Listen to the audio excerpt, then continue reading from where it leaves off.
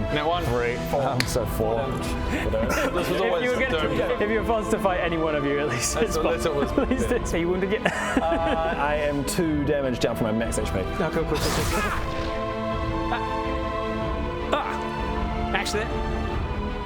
Actually, that didn't really hurt at all. Honestly, if I could have done my legendary action after my turn, before you had got the chance to heal. Oh, that's good for the party, isn't it? Damage, psychic. So everything went really well then. All right, budget.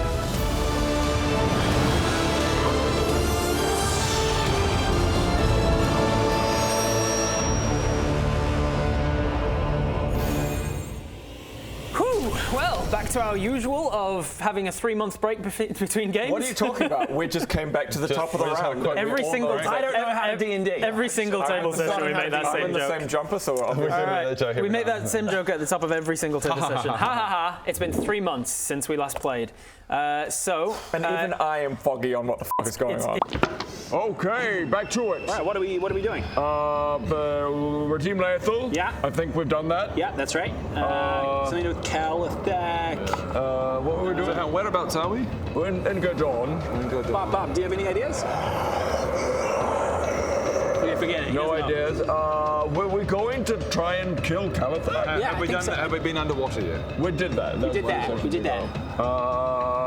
Bob, did you get your new swords? He got his new swords. Classic Bob. He's always drinking out. He's so funny. I can't for the life of me think. I don't know. It must be something to do with I Calithac. think it's something to do with Calithac. Okay. Off we go. Okay, let's go. It's good to jump right back into a very pivotal fight. Right I have memories of you being a bully. Are you picking on me? I need you all, if you want a hero point token this session, to do a recap of the story so far. Let's start with Alan. The story so far? Anything of the story so far. Laethal, we sent through a projection, we argued with Laethal, then we went to the top of his tower, and then he tried to commit suicide, and we managed to save him before thank you. Well done. Who wants to go next? Me. Calithac is a Dark Lord, and he's created an imbalance of the Dark Lords, and he's also my patron. Okay. What's his Dark Lord name? Lekathak. Well done. Yeah. This is not necessarily a recap, but something I realised we were chatting about before. We could have solved all of this just by making an 11th light god. Just making a god. Is that, you can just make a god? We've got a wish. Just got a wish. Greg's god. I would Wish Greg really ascends to being a god, and then there's 11 and 11. Yeah. That's not a recap. I almost did it as well. That was a good persuasion check from you. That was a good charisma. I almost did Let's it. see if I have with advantage because you almost handed it to me. Okay. That was a 3 and a 14 plus. Persuasion. That's Baradoon's persuasion. 12. Give me an actual recap. Something of the story. I was going to do the Lethal thing. Damn it. What's happened in the story? Any of the story? We're like hundreds of hours into this campaign. This is what I mean. Even I'm foggy on Yeah. This is what you're going through. Every time. I was actually, I get bogged down in the details, so I actually rewound and did a bit of recap in my mind before. Nice. The story, real quickly so far, is Calithac was the original High Sorcerer. Correct. Laethal betrayed him and sent him to the Dark Realm, hoping to then become the High Sorcerer. Correct. And then Baradoon swooped in, and as a young Baradoon came in and took that position. And so Laethal's like, and now I'm going to have to bide my time. Correct. And then Laethal made a deal with the hags. Correct. To try and get to be able to trick Baradoon into. But then by doing that, he also had to give away his past, present, future. Well done. Which are things that have been Was it a trade? Was it a trade? Oh, I think it was one of those things you make a deal with the devil and then like that's their kind of thing. And so our quest now. You're right there. You're doing a really good job. You did it.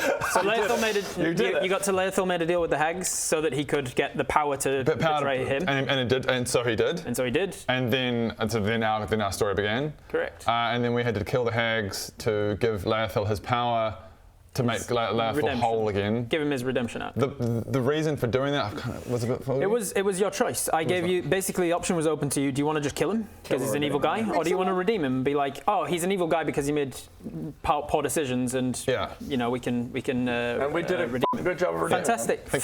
Dude, that was really good. Thank you. Well done. That was really good. What do you got? What do you got? Oh, you don't hand it to me? He's got a doll in his arm. I forgot about that. He's got a doll in his arm from where? All of the hanging plot threads that you're all getting really frustrated about. There's a doll in his arm. They're all on here. I don't forget things usually. I've got them written down. Cloning tank business that we still don't fully know about. What? What the fuck does the mask do? All of these plot threads. Spell? But what I was going to say is that we have to kill him, which you didn't quite say, because he's the last of the patrons. Yeah. Not the patrons. Extrapolate on that a little bit. So he's the last of the Wither patrons of Lakethek. And if we kill him, it powers up Lakethek enough to have the ability to come to the mortal plane, which is what we're trying to achieve. So we need to kill him and then revive him again. But why are we trying to achieve that? Because we don't want to go fighting Lakethek in the Shadowlands. What if we 'cause just lock Bob up in a box? then Lakethek could just keep fucking up the world. Well, I mean, those problems are more like, what's the bigger problem? Which is the bigger problem? The Dark Lords that are taking over? But in terms of current, if we can deal with this, bring Lakethek to the mortal realm, then we can do one of two things: try and kill him, or give him a hug. I don't want to. I don't like. We're not redeeming again. Or submit to his darkness and allow the darkness we're to in take the Avengers. over. We're in the Avengers Assemble moment, and he comes through, and we all just go. The two. Avengers! Surrender! No, straight up. What's up? We surrender to your I surrender to you. I'm down. That would fuck up my entire. Well, it wouldn't actually. It's the last episode of the campaign. So we could give him a cuddle. But then we've just dealt with both of the big antagonists by going, there. Of all people, this group of murder hobos who encounter everything and fuck up lives end up going through the entire campaign, murdering a whole bunch of innocents, only to get to the final two BBGs and redeem them both with hugs. Yeah. Cuddle. Or we just murder innocents and then fulfill our true destiny by worshipping the Dark Lord and bringing darkness. Let's talk about it once I will say, if we choose to end the campaign that way, it has pretty serious ramifications for the world building of Azerim from that point on. We just closed down that server. Of that server. Multiverse. That's an isolated server that's just gone a bit rogue. Isolated, yeah. That's the only way we can explain all of Problem this. with multiverse. It just is too easy anyway. All right, so well done. You have recapped. We are in the middle of a massive fight with Witherbob. Witherbob, you are here. You are not currently hidden because right at the end of the last session, you cast Mental Prison on the one person you thought might actually fail it. He did fail it, and then you pulled him through that mental prison, giving him a whole bunch of damage, and he also scratched himself on the hedge for 3 extra damage. So just add to it. That was the real plan. I'll use a hero point to kill Bob. Cool. So I use my hero point to kill Rowan forever. Just Rowan, not even Roger. Yeah, Rowan. Okay, shut up. Rowan just reached up and stabs Rowan. Before we jump to the top of the session again, 67 damage, 67 psychic damage is more than half your hit points.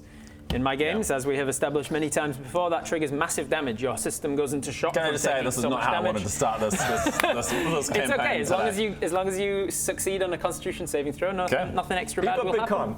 I can already tell this is going to be a bad roll because save number. You've also got 3 lucky tokens. Yeah, you do have 3 I do lucky have tokens. true. I got 3 lucky tokens. I can't remember if you've used any luck +3. yet. +3. All right. Surely you have more than +3. 6. Con save? No. Con save. Okay, I'm going to use the You luck. use a luck point to re-roll that. 8 + 3, 11. 11 is a failure. I need a D10 from you. This is so You want to roll high. Low numbers are real bad for Your you. con must be higher than 3, right? No, you guys have got real good con. I don't think he does. He did have good con when he was an artificer. That's why I was attacking him. Okay, so sorry, a D10? D10, roll high. 6. 6 isn't too bad, I think. 6 is you become incapacitated until the end of your next turn. That's fine. So you incapacitated just means you can't take actions or reactions. So you basically can't do much on your turn. I think you can still move, maybe. Okay, well, that's not what I thought. Incapacitated. I was very confident I was about to just Can't die. take actions, bonus actions, or reactions. So you can still move, but you can't do anything on your turn other than move. 'cause Sweet, you're so a I'm little not a bit- threat. Leave me alone. The psychic damage just makes you go like, and you're a little bit stumbling around. Okay. Top of the round, Bodger. Am I correct in that the two of us are acting at the same time, or are we? Was that a different fight? No, that was a different fight. Okay. I think you might be mistaken that it's you and your adventure acting at the same time. Bodger, you have been flinging your hammer around trying to find him. Eventually, you see this like magical effect taking place from the other side of this house that's semi on fire because of a fireball.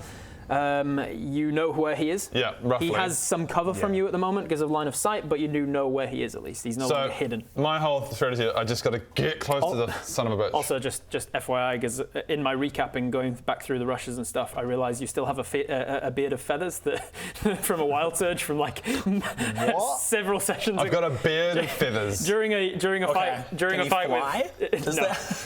a fight with Enderlin, there was wild surges happening. He chose you as one of the things, and he gave you a bit of feathers that quote lasts until you next sneeze. So you can just say you sneeze and Okay, it's all I'm gone. going to write in. First things first, just look at the sun because I'm sun sensitive.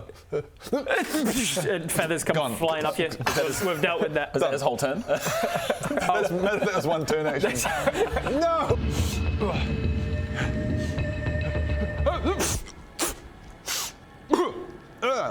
Oh, Bodger, you finally got rid of your beard of feathers. Nice. What beard of feathers? You've had a beard of feathers for like 3 or 4 weeks, longer possibly. Have I? Yeah. Have you not noticed? I've never looked in the mirror. This whole time. You haven't looked in the mirror in weeks? No, haven't looked in the mirror in weeks. How the hell are you so attractive if you haven't looked in the mirror in weeks? I also will mention as well something that I realised during the recap. We ended the session on only 3 of these charged up, but I also realised that at the end of our table session 9, like 4 table sessions ago, you ended with 2, and then we started the next one with none. So I've given you the extra 2 that you should have had all along, and he's now fully charged on his in his 5 tokens. Oh, that's a bunch of bullshit. Okay, cool. Okay, so I'm going to do my relatively new power that I've got, which is I can throw my hammer and teleport to the location. Oh yeah. So I'm going to try and So I go 60 feet can 60 get you onto feet. this roof, not quite to him, but you can throw your hammer at the roof. Yep. Yep. All right. Make a. I was where you? Oh, down on the floor. maybe down. Oh, I don't know what's better because can I get like? It's hard to. You can't quite. Let's see. You can't quite get to the apex of here, but you can get down onto the ground, or you can grab here and then just make a dex save to like grab the top of the roof. Yeah, I'll do that. All right. Make me a. The building's on fire, right? It is. It is on fire, so you might take a little bit of fire damage. It won't bother him. Am I flying as well, or am I? You are able to fly constantly because you have actual wings, not just a cloak. Yeah, right. Make me a dexterity, wrong one. That one there. No, just. Yeah. I just thought of something. Nat 20. Nat 20. All right. So you easily, straight into it. without issue, manage to throw your hammer at the roof. If I killed him. Teleport to it. Immediately grab on with one hand. You've got the hammer in the other hand. You're now cresting over the top. You can see him just kind of floating there. By the way, that's just like for the mechanics of it as a mini. In real life, I'm standing there looking cool. I'm not. You're clutching onto your hammer. I think it's like a 3-point thing. Yeah. You've got 2 feet on the I'm not going- on the tiles, and you're holding onto the top. Whatever the mini does is exactly what you're doing. By the So way, you look while like an idiot. while talking about Rowan's dope mini there, I need to quickly raise that this is the first time we're playing with the new minis that we're selling at VLDL.shop. So there's the Greg mini. Here's Asterisk prototype. yeah, Prototypes. There may be a few tweaks. these are the prototypes. There's going to be a few tweaks. I'm sure we can put up some imagery of the actual ones. First attack. You're on top of the More roof. You're holding on with one hand. You've got your other hand up. Okay. You can see him. You're cresting over the top. of So the, I can see him now. You can now see him, and you're only like 10, 20 feet from him. Raging barbarian. And as he lifts his hammer up above the rooftop, you can see that it is thunderous because he activated that. He's got holy weapon. I'm pretty sure. I'm pretty sure. I've used so it. he's glowing with radiant light. Yeah. He's frenzied raging. I've got a bunch of dice here. Unfortunately, as he lifts it up, as we can see from the mini, he's using that to hook himself on. So he goes, and he falls backwards. Exactly. Yeah. That's Okay, exactly, so hang on. that's exactly what happens. Well, Also, now, you now take- technically, I haven't actually used my movement yet, have I? No, you haven't. You've also taken 4 points of fire damage from landing on a flame. Oh, That doesn't matter. That okay, doesn't all matter. right, okay. All right. And he's down to half. We did it. We got the barbarian. Unfortunately, that 4 points of damage does make you go, All right, we have a lot to get through today. Come on. I now use movement to just get close All right. and be like, right. You hop up, slide down the thing towards him. Okay, now Stop yourself in the guttering. So okay, so I've used one attack. So now I'm gonna swing 2 more times. Just kill Bob. Reckless. So you got advantage on any attacks against him if you survive this. If you survive this, good luck. It's my boy. 17 or 18 plus 18 thing. plus stuff hits. Surely hits. You want to roll both of them, and you're not going to take him out in the first one. So roll both attacks, see if they both hit. 2 or 4. Your rolls are ridiculously bad. 4 plus stuff might still hit. armor class is 18. 4 plus 16. 13, sorry. 4 plus 13 is 17. What's your armor class? 18. 18. So you will just miss. So you can now activate the blood ritual thing and give some blood of yours to the hammer. I've completely forgotten how that works. If you want to make it a plus 14, you can give 2 points of your own hit points. Yeah. If you want to make it a plus 15, it's 5 points. If you want to make it a plus 16, it's 8 points. So while on a roof with a thing, you get a little. So the hammer, it's sort of like a semi-sentience to your hammer. It's not a fully sentient weapon, but it knows your intention, and your intention is to hit this thing. It realizes it's going to miss, so it just saps some of your energy. So you take 2 points of damage, unblockable damage. My plan's working. I'll whistle him down. I'm a little Bobby and you can't hit me. Blood sacrifice. Yeah. You missed. You missed. So hold still. Okay, I'll hold still. Blood sacrifice. Whoops. How you feeling, Bodger? How you feeling? I'm gonna get some. Yeah? I reckon you got about one more shot. Here you go. Free shot on a Blood scout sacrifice. Whoopsie daisies. There it is. I win by a viable strategy. Yeah! 2 points at a time. Hit point by hit point. You turn your plus 13 into a plus 14. So that both 14 gonna plus the whatever it was, 4, 18. 18 hits just. Because both of these are going to hit. Okay, so So it's going to be all of that twice. So all of this twice. Plus 22. Plus. Let me quickly grab this. All right, so let's not roll on the thing that makes everything cocked, because that's cocked. All right. We've got a 4, 1, 5, that's 10. Roll that one again. 10 plus 7. Roll it all again.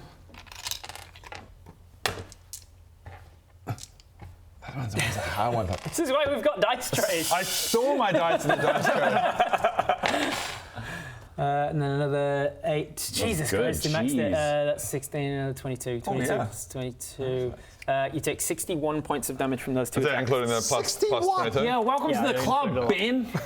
61 points of damage from 2 attacks. You're not resistant or vulnerable or anything to any of those damage types. Oh no, I am. I'm invulnerable to all damage types. Bludgeoning, thunder, radiant. I don't think Is the holy damage not doing additional or anything? I added all of that. That was the D8. Oh, right. That makes sense. Hey guys, my name is Jake McKenzie from Arctic My Storm name is Delvin Studios. Hughes from Arctic Storm Studios. I can probably take this one, mate. I got it.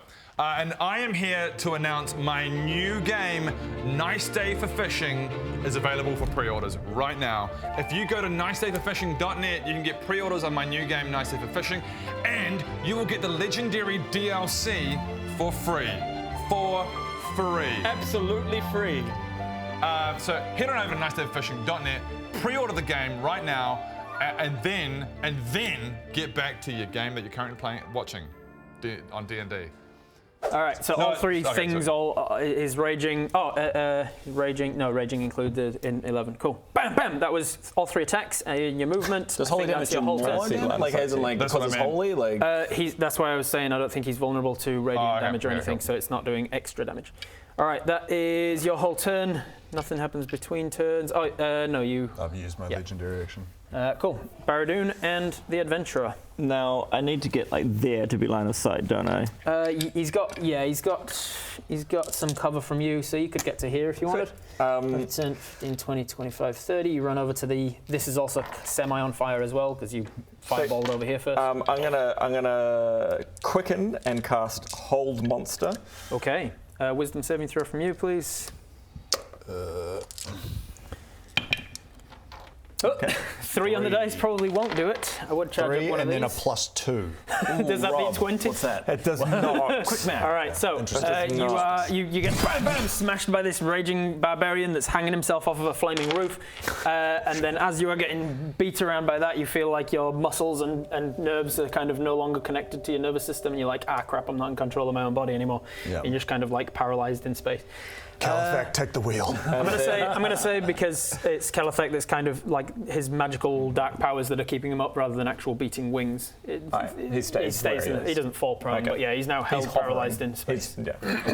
I then cast Firebolt, and at 11th, well, above 11th level, 3d10. Oh wait, no, I have to roll the hit. Oh no, because he's paralyzed, it hits. I was going to say paralyzed says stunned and cannot speak at all.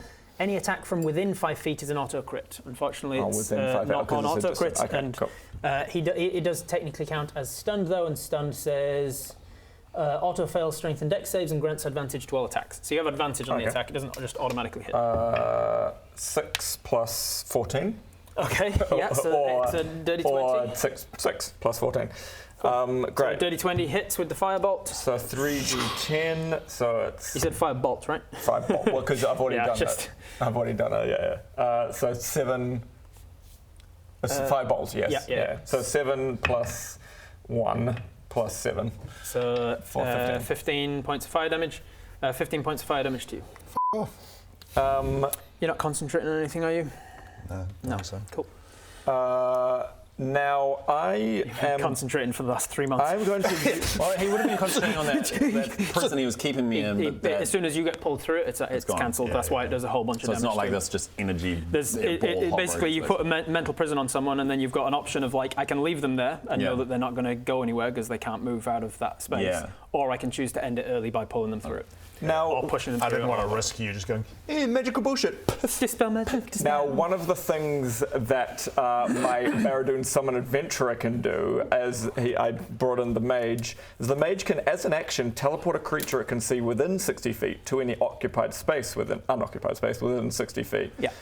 Providing there is a solid surface. So, Greg, I'm going to take you to safety, mate. I'm going to take you to safety. Baradoon! Well, it's not Baradoon doing it, it's the Adventurer. Oh. In fact, Baradoon's going, So hey, this what are you guy doing? runs- No, So attack, what are you doing? No. The adventurer runs over to you and is like, I can't find the guy that you want me to find, but this guy seems to be in danger. And he I'm says like, no, to you, he's over there. Find him. Do a fireball. No. So if you're a willing creature, I'm more than willing. how close do they have to be? Within 60 feet? Within or something? 60 feet to Cool. 60 He's feet. within 60 feet, and he goes. I was going to send him behind that house. Is it but to within, maybe I send him what was the behind wording? this house. To within 60 feet of where he is currently, or to within It 60 doesn't feet actually. of himself? Doesn't say? it's not well I think written. I think No, it just says to an unoccupied space within 60 feet. I think it's within yourself. I think it's like the idea Let's of pop him behind this house. popping. I'm like, oh God, damn it. Thank you, adventurer. Okay, that is the adventurer's turn. Your turn. That's Yep. your everything. Oh, and I need to actually, my spell that I did, 2 spells, 20, so no, and 19, so no. And You did 2 spells. does a cantrip not count? Cantrip doesn't count to wild surge. Okay, never mind. Let's just roll it 4. All right. And then do I disappear? I do disappear just on 11. Oh, no.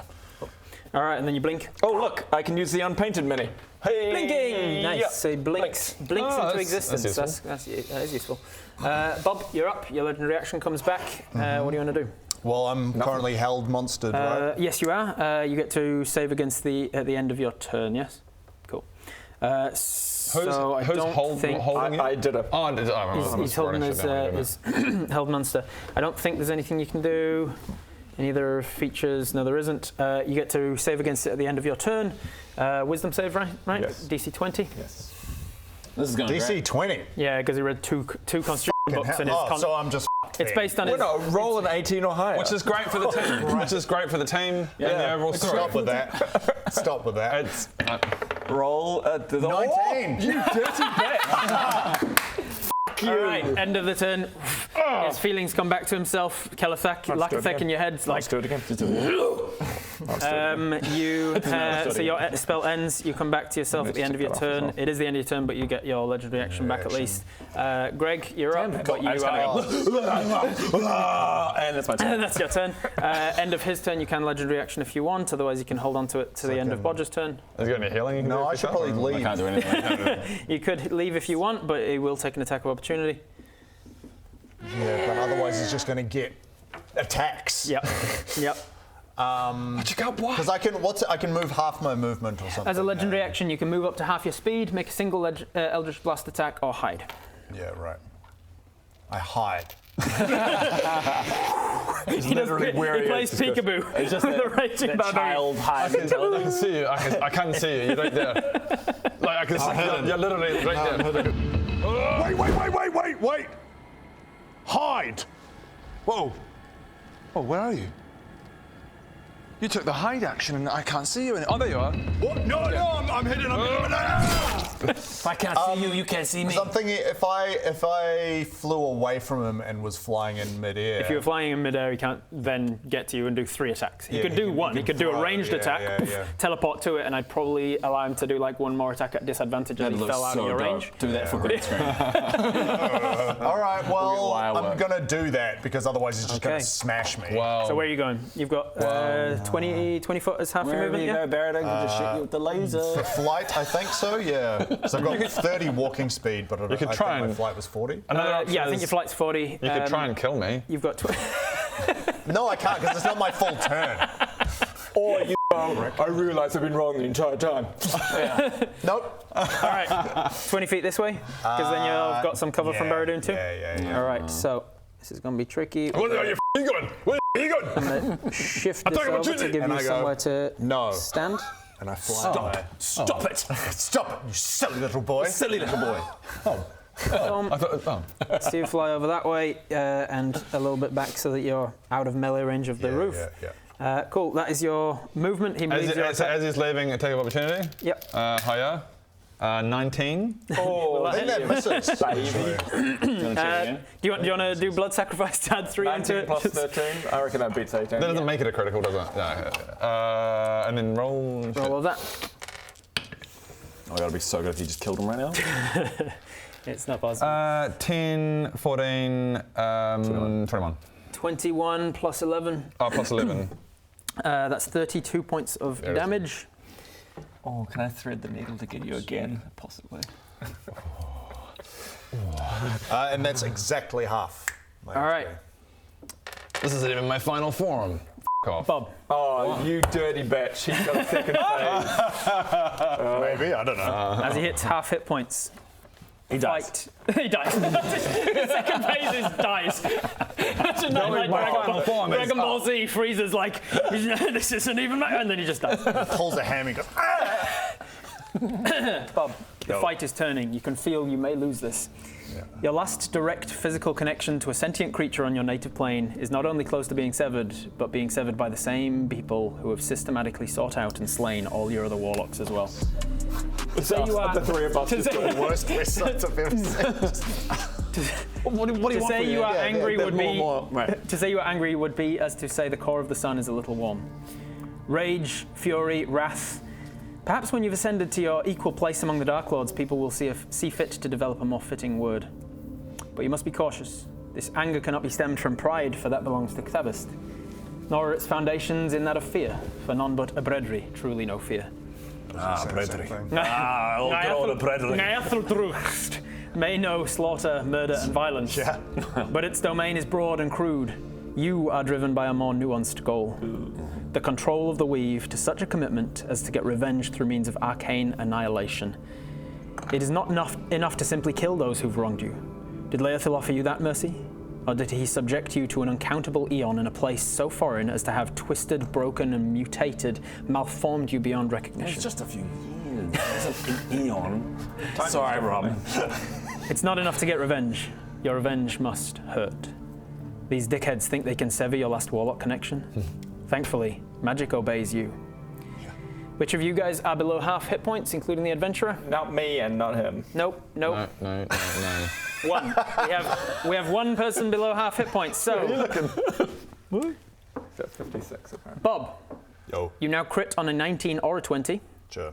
You gain 1 more legendary action each round. Sure. Your legendary actions become move your full speed, make 2 Eldritch Blast attacks, Sure. or disengage and hide. I really wish I had Sorry, that just disengage. then. Disengage and move your speed, or Yeah. hide. So the hide is still just hide. Oh, damn. So you Oh, disengage stops If- take of opportunity. If Right. yes, if exactly one opponent is below half the hit point maximum, what's it is respawned. Oh. Sorry, guys. So- Sorry. What's it is respawned, even more powerful than before. So he's not just 2 Your- hit points we can go. Your use of mental prison resets. Your use of finger of death. What? Your use of finger of death resets. And your armor. Why of were you acting all me? And your- I didn't know this. and your armor of Agathis is cast without expending a spell slot. Oh God, no! This is the second phase. Shit! He's leveled up, you guys. God, he's probably going to get a whole lot of spells back and abilities and shit. Shit, do you think he's going to get Maddening Darkness? Hope not. Oh God. No, I'm pretty confident. Just mental prison again. Here we go. Oh.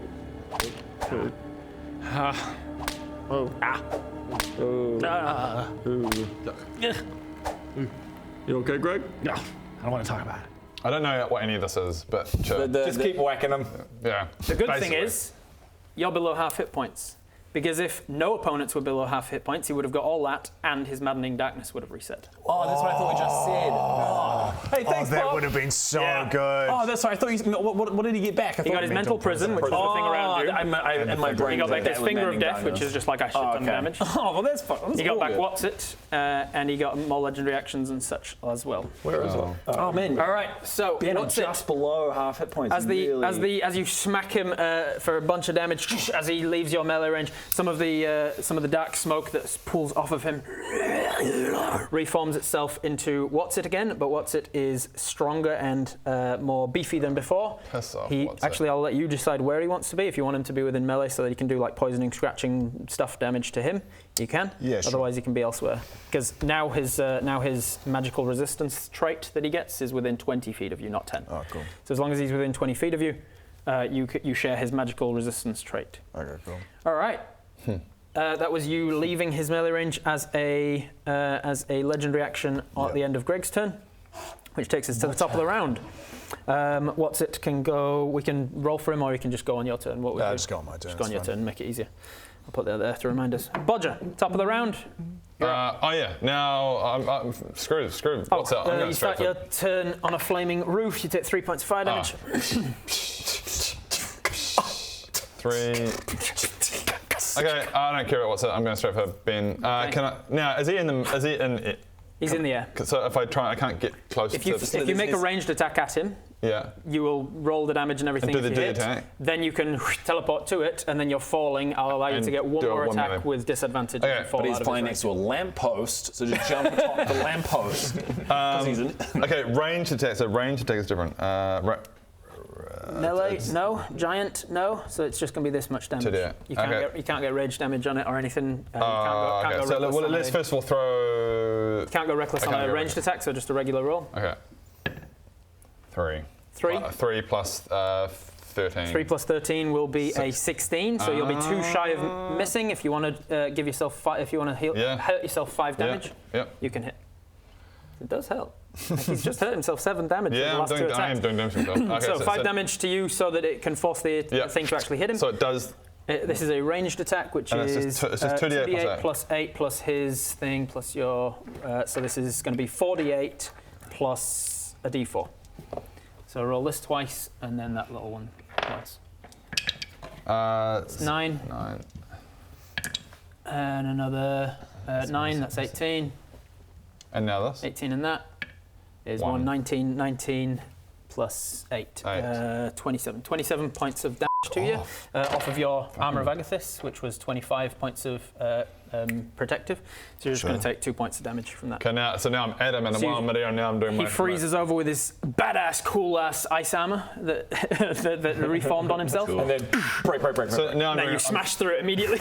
I'm doing a Thankfully for Finally, my armor of Thankfully for you, you did that from range, because Armor of Agathis' thing is if somebody hits it within melee range, they take that amount of cold damage. So you would have taken 25 cold from hitting in melee.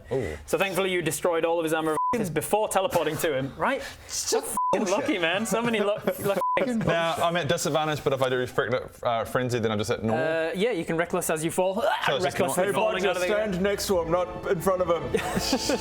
He's falling. He's falling. Oh, great, he's falling. No, cocked. Yeah. Damn. Equally a 20 or a 2. See, he rolled it in his tray that time. Okay. And it f***ing cocked. 6 plus 13. 19 hits. 19 hits. So you hit as you fall out of the air. You're going to do all of your usual damage. All the usual with it. things. And then you're going to fall 20 feet and take. 20 feet? Oh. Oh, really? Let's think about that part. That house is not 20 feet high. There's no fall damage in Skycraft, it's fine. Fall damage is minimal. 10, 18, 19, 23. 23 plus 11. Plus 11. 34 damage. 34 damage. Oh, f***ing hell. 34 damage to you. All right, so 34 damage, then you fall for 7 damage, halved because you're raging with bludgeoning damage, so 7 halved rounds to 3. 3 points of damage to you as you fall on the ground. If you want to take a reaction to try and halve that again, you can do so. Otherwise, you might land prone as well. Yeah, reaction. Okay, use your reaction to roll an acrobatics check. 10. Yeah, that'll do it. If I want it. So instead of the 3.5, you take 2 points of damage. So heal yourself 1. And then you fall, you do not land prone, but you have used your reaction. Okay. That is Bodger's turn. Let's see, you did an attack. You've technically still got a bonus action if you want to make a frenzied melee attack, but nothing's in melee. And you've also technically got your movement still too. Can I do a... You can't do a ranged attack. I do get confused about bonus. So can I, if I was close to him, I could do that bonus as another attack? Yeah. Can I movement jump to do that? Yeah, make an athletics check. See if you can jump high enough to, with a huge swinging hammer, you can probably clip his feet. Not 6 plus. 6 plus your athletics. While raging, you've got advantage as well. Athletics probably be enough. 10 plus 10. Athletics. Yeah. Yeah, you can jump high enough to try and swing at his feet. Disadvantage, but you're going reckless, so it cancels out. There we go. And 10 plus stuff hits. 10 plus stuff will hit. Yes. Actually, no. Wait, 10 plus. Yeah, no. 23. Yeah. That was like 13. No. 9, 10, 14, 19. 19 plus 11. Plus. That's another 30 points damage. That's another 30 points of damage. Yeah, unfortunately, Raging Barbarians, man, You just don't want to be near a Raging Barbarian. Pretty He's like, I'm gonna die. That's the plan. which is great for the That's been the most unsatisfying fight. I'm like, haha, nope, haha. I give you a whole. I was like, all of this will reset to try and make the balance. It's great for the team. Shut up. Butcher, stop! You're gonna kill me. Yeah, that's the whole point. Sorry, Bob. But I'm gonna die. Yeah, well, we gotta kill you to get to the next part. All right. That's great for the team. End of this turn, you've got one more legendary action back because you had 2 and you've used 1 now. So you've got a legendary Do action. you kill Bodger beneath you? You've got a legendary action. Oh yeah, did I mention one of your legendary actions is Bodger dies? Is that, Sweet, yeah, use that one. Yeah, cool. So Bodger just goes. disengage and move your full speed. Make 2 Eldritch Blast attacks, remembering you can pull and push on each one. Yeah. And hide is the other one. Okay, I duck behind the building and I hide. All right, so you're going to use. I disengage and move, yeah. You disengage, so you can hide. If you took the hide legendary action, you'd hide from anybody who can't currently see you, which is Baradun and that. But you wouldn't be hidden from him. Yeah. And you also wouldn't move because moving is part of the different legendary action. Oh, okay. You don't also need to disengage because you're out of range of him now. He jumped up and then you're now out of range. Oh, true. Yeah. Also, if you hit him, if you choose to go for him with 2 legendary actions and pull him, you'd pull him 10 feet into the air and he'd take 10-foot falling damage each time. Yeah, I mean, that's not much. Cockroach. You would Give land it a prone if you try. did so. Yeah. No, I mostly just want to hide from Baradun. All right, so you take the legendary action to hide, make a stealth check. You can't get less than 25, so Baradun, you're hidden from him. Million. 1 million. All right, that was his legendary action. You know that he's somewhere in this vicinity. You do not know where, so you can't pinpoint him. Yeah. Baradun, your turn. It would be logical for me to think he's over there somewhere. You definitely know he's you over know here I'm over somewhere. there You just don't know. somewhere. You Yeah, can't yeah. pinpoint him with any. Yeah. I also, on my team was like, he's right here! I'm attacking him! Yeah. As we all remember. I you went, shouted. no, he's not. Can Bodger see him? Bodger can see him here. Okay. Right. Yeah, so him yelling he's over here is fantastic. What is the best way for me to get over there? I say to the just quickly. We're too powerful, aren't You're pretty Well, powerful. it's 3v1. Like, Yeah, it's yeah. always going to lose Yeah. this fight. Which is basically. why I deliberately had when he gets half. Which is why I give him what's it, I give him legendary actions, and when he hits half, I respawn what's it and give him more legendary actions, because that's all. Action economy is all about balance Yeah, in the yeah. game. Yeah, although, to be honest, even then, like, 'cause there's a good chance I just died this round. Yeah. This turn.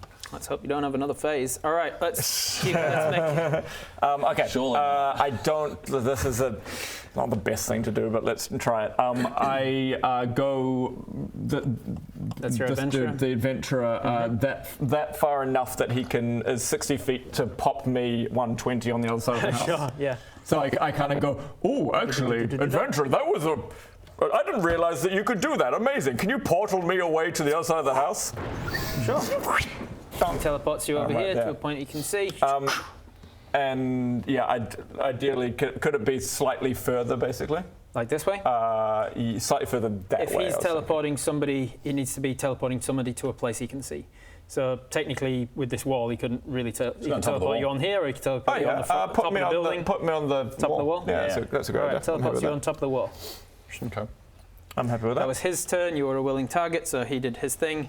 Oh, man, I'm really now exposed you now. Can, now you can see. Baron lands on the wall and goes, f***, really, I didn't mean here. I didn't mean here. Says the adventurer, and then starts doing this. Yeah, Still getting used to the game. That was his. And I see Bob? You can now see Bob. Yeah. But is he where he is currently? Or? Yeah. Oh, I thought he moved and hit. Okay, No, his legendary actions are disengage and move, okay. or hide. Okay, I probably should have made it move and hide. This, Didn't expect you to hit half quite so quickly. I do, from the staff of the mage, I feel it bubbling up and I cast Lightning Bolt from the end at 7th level. Holy shit. Which is 8, 9, 10, 11, 12. Such tryhards. 12. It is, thankfully, Lightning a damage. dexterity save. And you have a dexterity. That's why I was going, whatever I do here is not great. Because he lost all of his rogue levels, well, most of his rogue levels, he no longer has evasion. So if he succeeds the dex, he'll still take damage, yeah. You take, you make a dexterity saving throw, DC 20. 4 plus 11, 15. So 15. 15's going to fail, and you're going to take the whole thing. Oh no, it's a saving throw. That's not my. I don't get. Come on, let's do this, baby. You don't get reliable talent on a saving throw, no. So that's going to fail, and you're going to take full damage unless you want to charge in these for a nat 20 or a hero point to avoid all damage. This will succeed in nat 20 and you'll avoid all. This one avoids all damage entirely. All right. So heroically or anti-heroically, as the case may be, from the staff of the Magi. I just go. No. And just something just dodges you out of the way just at the last moment. This lightning bolt crackles. Yeah, I love that. Like some sort of Dracula. Yeah, excellent. You've made him use his hero point token. That was your action. Bonus for anything? I am going to. Is it worth doing this? Yeah, I'm gonna quicken again. Keep track of how many charges you've used from the staff, of course. Oh shit! Yeah, I haven't been doing that. I'll do it after this. I'm gonna quicken and firebolt again. Quicken and firebolt. All right, make another attack roll. 13 plus 14 hits. That hits. Roll damage. 3d10, right? 3d10. That's not the d10. Yes, it is. For that 0 is 10, right? So 14. Yep. And 14 plus 9, 23. Okay. And then points of fire damage. I should have given you some resistances or something if I wanted to actually keep you around. With my movement, Baradun just kind of goes and then like scrambles down the wall on the other side. Down the wall. Yeah, you're only climbing down a 10-foot wall from with 30 foot of And then movement, so you can I'm do so. glad I climbed down because carefully. it doesn't disappear. Okay, and then he does not blink. Okay. But I go, ooh, I just disappeared into the ethereal realm. Did that work? Make a deception check. Okay, deception check with a plus 12. 18 plus 12. It's, 30. it's surprisingly. Actually, you have reliable talent for. Oh, you don't have reliable talent because you lost your rogue things. You're still good at insight though. I'll still be able to see him though. No, you drop down behind the wall. beside the wall. Give me an insight check to see how well you believe me. Insight. You need a wild save as well. 12 plus my insight is 8, no, 20. 20 of 30. So you're like, that was weird that he would have told me he's in the ethereal plane, but whatever. This is what I sound like when I'm in the ethereal realm. Look, that may be what you sound like, but I can see you, Barudu. No, you can't. I'm behind a wall. And in the ethereal realm. I can see it. Stop gaslighting me. I can see you. I got 30. I got 30. Yeah, I'm saying he thinks, oh, it's weird that he's in the ethereal plane, that he's telling me he's in the ethereal plane. Wild But surge. he does think you disappeared down behind the wall. And you didn't wild surge, but the trigger went up. Yes. Yes. Your adventurer is all done. He's over top of the round, top of your turn, you get your legendary actions back. It is you and what's it. If I fly up into the air Yep. to get an advantage on the battlefield, I'll be able to see him, Yeah. right? Yeah. No, because I'm in the ethereal realm. So I'll go. Are you going upwards? Yeah, I go upwards. All right. Just to, because all I can see, right, because I'm kind of hidden behind the You house. see Bodger, who's a big old threat. Yeah, and I go, well, he's got 1,000,000 HP. I'm not even going to bother. How far up? I go up another 20 feet. Another 20. That'll be just one of these then, I reckon. There you go. Just You're about enough there. so I can get a kind of survey of the landscape. Yep. You can see the top of Baradun's head. Yeah, I come up and I go. Why is my head not in the ethereal realm? I just come up and I go, let's have a look at the fuck? Oh, so you. Oh, That's annoying. the ethereal realm's bugging out. Oh no! I bet I still can't be damaged. You're in the ethereal realm. Yep. So if I come and just slash my swords around in that general area, it'll be fine? Nothing will happen because I'm in the ethereal realm. All right. Please don't, please don't, please don't, please don't. And so I see that, and then I go, mental prison. On Baradun? I'm Baradun. Baradun, intelligence saving throw. It is intelligence, right? I believe so, yeah. Can we please check? Roll it in case, because it might be that one anyway. 10 plus 5. 10 plus 5 for intelligence. And mine was, it's a 17. It is intelligence you were checking? Yeah. Magical bullshit. Fails. Magic bullshit. Gonna do his thing. I can never remember which one's which. Having your D4 bend luck shit. Yeah, we'll start with that, and if that fails, I'll reroll. Yeah. So D4 needs to be 2 or higher, doesn't it? Yes, you need to get a 2 or higher on that. 1. Okay, let's do a reroll. You're up to a 16. So so this is now Tides of Chaos. Tides or Chaos is to it? give you advantage on it, which guarantees the wild surge in the next. Yeah, I can't crit spell. this, so. You can't crit this one now, because it's asking him for a save rather than an attack. Damn it, 6. So yeah. Oh wow, so it fails. Yeah. Your last thing was the, I always forget what it's called, the other thing that you can do that just re-rolls and you have to take the re-roll. Yes. Okay. Which is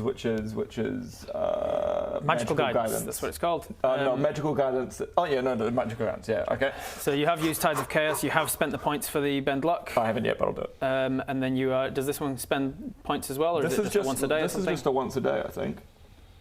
Whenever it's your turn, I just He's just got zone so out. much. It's just And he gets more and more as he gets up. I trust you guys know what you're talking about. I'll just let you guys It doesn't say the say range how was. often. I will check that But while you whatever, I re-roll haven't used it. You it have to today. take this roll. That went really Okay, well. so he's using all of his magical bullshit. Just like this. Just like And I go, yeah, cool, mental prison. All right, so you find yourself That was one in of the worst things you've ever had, rather. you find yourself in a mental prison. What does it look like? What's your favourite fear? It's a whole lot of Gregs around me going, hello adventure, hello adventure, hello adventure, hello adventure. No. Hey, come on, man. Sorry to interrupt. Just want to take a quick moment just to remind you guys that we have our very own website called Viva Plus. I'm sure you've heard of it, but it is literally the best possible way you can support us. Over on Viva Plus, you get all sorts of extra content. You probably know this, but we are gonna harp on about it. for the rest of time. Links are in the description. Viva Plus. All right, so you are surrounded by this thing. I think whatever it says is that you're incapacitated, you can't move, you can't reach through it without taking a bunch of damage. You et also cetera, et take cetera. 5d10 psychic damage. When it's cast, yeah. Go then. Cool. Roll your 5d10 psychic. You're the one that has to do that. I was like, what are we take the waiting for? damage. That is that one 5 times. Let me give you a couple more to make it easier. Boom. Don't worry, I've got lots of hit points. It's all good. So, just checking. Yeah, sweet. 50. 5, 10, 19, 20. 20 points of psychic damage, because of course you rolled a 1, 2, 3 on the d10. Yeah. All right, so whatever we just said then. You can tap into your inner wellspring of magic to try and conjure success from failure. You can spend 1 sorcery point to re-roll it. So that costs you a re-roll for your magical guidance. I can't. 1 sorcery point. I haven't done it recharged, but we can just. Yeah, don't worry about it. Okay. So, cost you a sorcery point, you failed anyway. He's now in a psychic prison. He's got his psychic damage happening. That was your action. Yeah. You've used some of your movement. You've still got 20 feet movement and a bonus action, and you've still got What's It. Yes. So remind me, What's It is upgraded? What's It's upgraded? He's got abilities. He's giving you now has advantage 3 on. HP. Has anybody done magic shit against you that you should have advantage against since he's been back? Doesn't matter if missed abilities. Oh, I guess so. When he was shooting me with lightning stuff, maybe. Whatever. Yeah, you would have advantage on your dex save. Anyway, what are you doing? You've got a bonus action. What's It's got? Clawing and scratching and poison abilities, and he can turn invisible, or he can. Oh, here's something he can do. I'll let you know. What's It? As he comes back in, reformed. As What's It comes back in, reformed from the shadow, new and improved. He's got a tiny little top hat and a tiny little cane because he now has a bonus action. He's now proficient in performance finally, and he's now got a bonus action called "Hello, My Baby." Amazing. What's It starts a distracting dance, taking the help action as a bonus action. He can also benefit from this help action himself. So he can take the help action as a bonus to give you advantage on something, or he can take the help action as a bonus and then do an attack at advantage himself. He also has an ability once a day called Scare. All creatures within 45 feet of him make a wisdom save against fear. And then he's also got his claw and biting attacks and poisoning and all that stuff. Yeah, cool. And he can turn invisible as a bonus action. Okay, great. He's got more hit points too.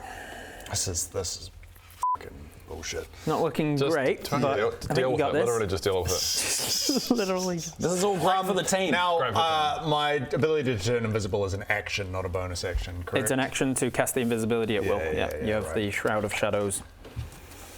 Okay, well, it doesn't fit. And then my bonus actions would just be hide, but I can't really hide from anyone right now. I don't quite know what to do here. I guess I've always got one option. I could just die. Yeah. Okay, that is one of your options. It's a full action, a full turn action. Nah, f it. And I'm worried about What's It disappearing when I die. And so I kind of want to keep him around. And so I think I'm just going to turn him invisible. Okay. And just. Mike Glasswell painted 2 different What's It's, and he actually painted one to look like it was invisible, which is awesome. Pretty impressive. I love it. So he turns into an invisible version. Mike. You made it, Mike. Fucking winning over here. There it is. I don't know how you paint a solid thing to look invisible, but he did a good job. Looks ethereal. God, he's beautiful, man. Sexy. So What's It turns invisible as a bonus. He's still got his action to do his once a day scare thing, but these two are within 45 feet. They'd potentially be frightened. Although Baradun is currently also mental prison. Okay, so maybe I reverse the order of that, and he runs over to this guy and he just goes, "Rah!" and he fears him. And he goes, "Ah!" I'm gonna have to figure out. He's now got well enough movement. He takes off with his little crazy wings. One's like a bat wing, one's like an insect wing. Flies over within What do I have to do for this? 5 feet of him. What's he doing? His scare thing? Yeah. Cool. It's all creatures within 45 feet of him, so as long as he's within 45 of this guy, he can also grab Baradun. Although Baradun just wouldn't react, right? Because he's in a mental prison. Baradun's also in a mental prison. I think it's more of a it's not an effect that you have to be able to see him. I think he's like infecting your mind and deliberately affecting you. So before he turned invisible, ran over there, used his scare ability. Barradoon and the adventurer both need to make a DC 16 Wisdom saving throw or be frightened. You would also have to make it, but you're immune to being frightened while raging. I'm trying to find what there's no stats on when you cast it, you rolled 2d4 for the adventurer, and that was his level, and that's the plus that you get on all saves and attacks and things. I think 2d4 is an average of 5, so it would have been an average of 5 or 6 if you don't know what it was. I don't remember what it was either, so we'll just say it's a 5. One job, Rob. Okay, so what level his adventure was. Plus 5. We'll just say plus 5. Okay, it's plus 5 for me as well. So, oh wait, wisdom you said? Wisdom save for both of you. 11 for him, plus 5. Just succeeds. And 19 plus Cool. 5. You both succeed. So Scare does nothing. That was his once a day ability, but then he bonus action turns invisible. And disappears a little bit to the side. Cool. That was his. Yeah. Oh, I don't know what that one was. Glitch in the game. It disappeared immediately. Ah, my baby. Oh, damn, I was mixing things up and meant to intimidate, not distract. Stupid, what's it? He turned invisible. That was what's its turn. You still have a bonus action in the rest of your movement if there was anything you wanted to do. Yeah, there's not. Because the rest of my movement is not much, and 20 my feet of movement, bonus action would be like hide. Bonus and I action, can't really cunning hide. action. You've still got cunning action because you're 2 levels of rogue still. Dash, disengage, or hide. Yeah. So if you. I suppose I could dash. How much higher? Extra move and then dash over here. Yeah, dash would give you 60-foot movement. Yeah. Get to about here. How high can you fly? Can you fly up to like here? Bonus action dash is the last high as 20 I want, movement and really. another 40, and he flies over here. Cool. If he flew all the way up and then you took him to 0 and he fell unconscious, he would fall to the ground and take a whole bunch of fall damage, which would potentially just outright kill him. I was thinking about that because then he would have to fly up to me and then fall. Yeah. So you are currently 40 feet off the ground and about 60-ish aside. That is your whole turn. You've got your legendary actions back. Greg, you're up. Nip around the corner and finger of death him. I'm thinking about. Nip around the corner and finger him. Finger of death. Finger him. I'd like to see you try. What? Yeah, that's what I'm thinking. Well, either guiding bolt or that. What's he? Sorry, does he take extra damage from radiant? No, he hasn't. From what's happening with his holy weapon, he hasn't been taking extra. Spoiler alert, he doesn't have much health. Yeah, no, that's what I'm thinking. Well, I think. Yeah. I really wish you weren't under half health so I could have done my magical darkness thing again. That Nothing would have worked been out for you today, did it? Nah, it's been bullshit.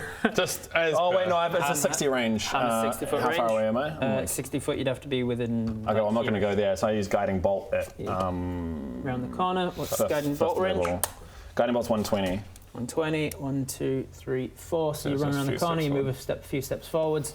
And then guiding bolt. Guiding bolt, which is 4d6 radiant damage plus. Got to roll for it still. Roll an attack roll. Oh, sorry, an attack roll. D20.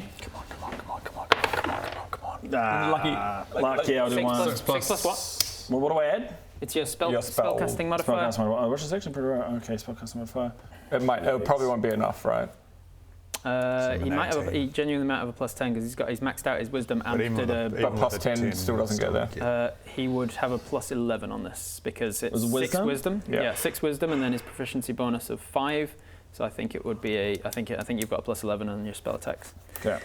6 plus 11 is 17, which is just not enough to hit. So you can lucky to re-roll it. What did I use my second one? I just used it. Okay, let's try again. 10. Hell yeah, baby. 10 plus 11, 21, that will hit. So roll your guiding bolt with 4d6 plus whatever. 4d6 plus an additional, when you cast a higher level, second or higher, increase 1d6 for every spell slot. So I'm going to go, this is first level, an additional 1, 2, 3, 4, 4 plus, okay, so 8d6. All right. Let's do Hope it's ones on all of them. Yeah. If it's ones on all of them, I might. Theoretically possible. Okay, rolling. Let's say. There's a couple ones. 29. 29 damage. So You fool. 20. You've just activated my final form. You've got a plus 12 attack. So you would have just hit with that first one. You don't need to use your lucky. I gave you an amulet of the devout, which gives you a +1 to your spell attack bonuses. Right. So 20, whatever it was, is more than the 13 you had left. Hang on, so I've got 13. So if he took, how much did you take off me? 20 something. 20 something. 29. That is something. more, yeah. That is more. That's more. Okay. Just double check that. We'll fact check that. Let's give everybody a moment to. Fact check that, Tom. Bob, Is that more? as you hit 0 hit points, Yeah. white hot rage. That is all you can feel. Your thoughts are no longer on self-preservation. Revenge is all that fuels you. But the brightest light burns out the soonest. Death Ward activates and you hit 1 hit point instead of 0. You get 200 temporary hit points. Oh god. Not healing, 200 temporary hit points. You now crit on an 18, 19, or 20, but you are also vulnerable to all damage. So any damage is doubled against you because you're all focused on raging attacks. You now have the option to cast Fast Step, which is a bonus action that allows you to teleport 60 feet as a bonus action on every turn. You respawn Whatsit if he wasn't already, and you now have 3 legendary actions per turn. Move twice your movement, use Shroud of Shadows, which is the thing that turns you invisible, No. or 3 Eldritch Blast attacks. Oh no. So, last phase of his fight, he is fueled by white hot rage. You start to see parts of Bob starting to turn into smoke-like tentacles that are coming from him. He's becoming less visibly And let's humanoid. green screen. Classic Ben style. It's time. Activate tentacle armor. Yes, my tendrily friends, wrap me in your slimy safety. Yes, yes, the dark magical power. It looks amazing, doesn't it? Incredible CGI effects. Tentacles. That's the sound tentacles make. There's more Lakothek-esque abilities that are coming through, just fueled by Lakothek's need for revenge. You're on 1 hit point, but with 200 temporary hit points. If we were all better damage is D&D doubled against players, him. we'd know the difference between temporary hit points and Temporary hit points are a buffer, so there are certain things that can deal straight damage to a person and not temporary, but they're very rare. And you can't heal temporary. You can't heal temporary hit points. That's another big difference. Yeah. All right, so you are hit to 0 on Greg's turn. Bam! That was a guiding bolt. You've got bonus action if you want to use it for anything. I can't summon a spiritual weapon with that. that's the bonus action. Oh no, it's a spell. But it's another spell. Yeah. No spiritual weapon. No. I go inside that house. Use your movement to disappear inside of here and catch yourself on the door. Good idea. There you go. You head inside the house. Okay. That is Greg's end of his turn. You have 3 legendary actions, so you can take one after him, one after Bodger, and one after Barradoon. So you now can take a legendary action after everyone. Fucking Christ. And your legendary actions are 3 Eldritch Blast attacks, Yeah. turn invisible, or use twice your movement. Disengage and use twice your movement. Right, so I can do 3 Eldritch Blasts in one. As each of these things, you can do 3 Eldritch Blasts after everyone's turn.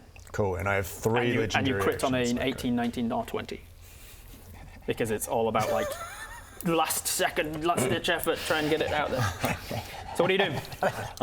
I am going to Eldritch Blast this fuck through the mental prison. Why are you looking at me, dog? Okay. Why are you looking at me? Roll attacks. I'm about to die. You crit on an 18, 19, or 20, just or you can use don't this die. for an automatic crit if you want to as well. Can I crit an Eldritch Blast? Yeah, because you're rolling an Yes. attack. I don't really Anything need. you That's roll not the an attack point, for. though. I just want to push him Yeah. through the prison. 4 plus your modifier So far, of so good. whatever it is, 10. Ben, just keep sucking. We'll be fine. Of what am I doing again? Eldritch Eldritch Blasting. Blast, which I think where are plus we? 10 modifier. I know Ben just wants this Plus release. 9. And I get it. So much. Totally. You got a plus 9, so that's 13. that- 13 will hit his armor class. So Oh, it does hit. Damn. he does no armor. This Eldritch Blast slams off. It's going to be a regular hit unless you wanted to crit. No, that's fine. Cool. You do the regular damage of a d10 plus Can that get whatever it through is, that line d10 of plus sight 3. Yeah, he's 40 feet in the air. Okay. 8 plus 3, 11. 11 points of whatever damage it is, necrotic force, whatever it is. Yep. Damage. And then you pull him or push him. I push him Push him back 10 feet. through the through the mental prison. Ouch. And that means You take 1 more point of bludgeoning as you hit against the wall. Ouch. you take 1 more hit of bludgeoning also, and then 10d10. Oh, wait, but can we just rewind real quick? Pausing. He needs to do a con save from the attack he did. Con save from that. Because he's concentrating on my mental prison. Oh, it's a concentration check, Oh, it is. Yeah. Yes. Yeah, I need to. yes, it is. So concentration check. Please, God, please. Ben, for the team, bro. Please, God, please, God, please. You took how much damage from the radiant? It was 29-ish. Yeah. It was about 29, 27 or something. Let's say So 29. half of that, 13. DC 13, 14. All right. So roll with your con save. I want Ben to get this. 7. 7 plus your Constitution 4. saving throw takes it to an 11. 11 won't be enough. Wait. No, don't wait. 11 won't be enough. I want Ben needs this. No, he doesn't. I just need 1. I Ben just want to needs kill this. 1. Not his character. Ben Van Leer needs this. The thing is, You can turn it into a crit to keep the mental prison up if you cash these in. Yes! Yes, I want something to work. but if Baradun dies, because he's just flying up there. You can't do right. anything while he's flying, can you? Concentrates on the mental prism after the guiding bolts. You are still glittering with the radiance of the guiding bolt, so the next attack on you has advantage. And then you concentrate on the mental prism just long enough to push him back. Can you I took that damage from before. Can I use my hero You token? can't use your hero point token to negate somebody else's ability. Can we use 2? Well, no. 3. Not to negate what happened there. To negate the mental what is about. Oh, the mental prism damage. Yeah. It's an attack. No, because that's an attack roll. If you can use you can use a hero point token to avoid all the effects of something that you're saving because it's your abilities. You fail to save, you can use a hero point to. I was gonna basically what I was gonna do was use the hero point to get the summon adventurer to valiantly die to save me, and shake me out of the mental prison. And I will tell you that even if I allowed that, which I'd be tempted to do, they would dive in the way and take that first Eldritch Blast, and then he's got 2 more Eldritch Oh no, I Blasts mean that will literally come for shake me out of the mental prison is what. Is the mental prison a physical? No, it's an effect that he's concentrating on. Not. So I'm afraid no. Damn it. Roll the mental prison damage, which is 10d10. 10d10, which is going to be enough. you got left? Can you just roll them on there, or Okay, I've got so a you should- dice roll? If he rolls 10 ones, then it's only 10 damage. Yeah. So 10? Sure. That's a good way to look at it. I think so, yeah. 10d10, I've got it. 61. 61 No, points. I want him to roll. Fuck it, 61. 61 psychic damage. 61's more than half your hit points. That's the thing. 61's more than half your hit points. I need a Constitution saving throw against massive damage. Lucky I'm good at that. It's 10, 19. You're fine. You do not take the additional massive damage effect. You've got 2 more Eldritch Blast attacks. Okay, cool. So you But I'm out of the mental prison now. You're now out of the mental Are prism you- has ended. did that kill you or down you to? No. Are you on low HP? Or did that He's below mitigate half all? health. That's hurt me. Yeah. So I just fire the next 2 straight at him. All right, 2 more attacks. now I cash in this to he dies in front. He takes them. All right, I will say that yes, you can cash in a hero point token, and both attacks will target this guy instead. Oh god. Oh no. No! Oh no! Get down, Mr. Baradun! No! Are you jumping in front for Yeah, I'm me? going to take it for you. Oh, that's really cool. That's nice of you. Oh god. All right, roll your attacks. So you're going to target this guy. Sorry, I said both, but I meant 1. No, you said And then I said the second. Make 2 attacks. the adventurer goes, no, it's Baradun. Not Baradun. 14 plus 14 plus 9. stuff will hit, and then And then fucking 16 plus stuff will both will hit. hit. D10s on both. Because I rolled so well for this adventure. 6 and a 6. So 12 plus, I think it's 3 on both of them. Yeah. 12 plus 3 on both it doesn't is even- 6, that's 18. 18 points of damage to That's the fine. Eldritch He's still up. adventurer. I thought it was going to kill him. He gets would've killed blasted you. back. He gets blasted back 10 feet and is end up basically standing in front of you. Hey, boss.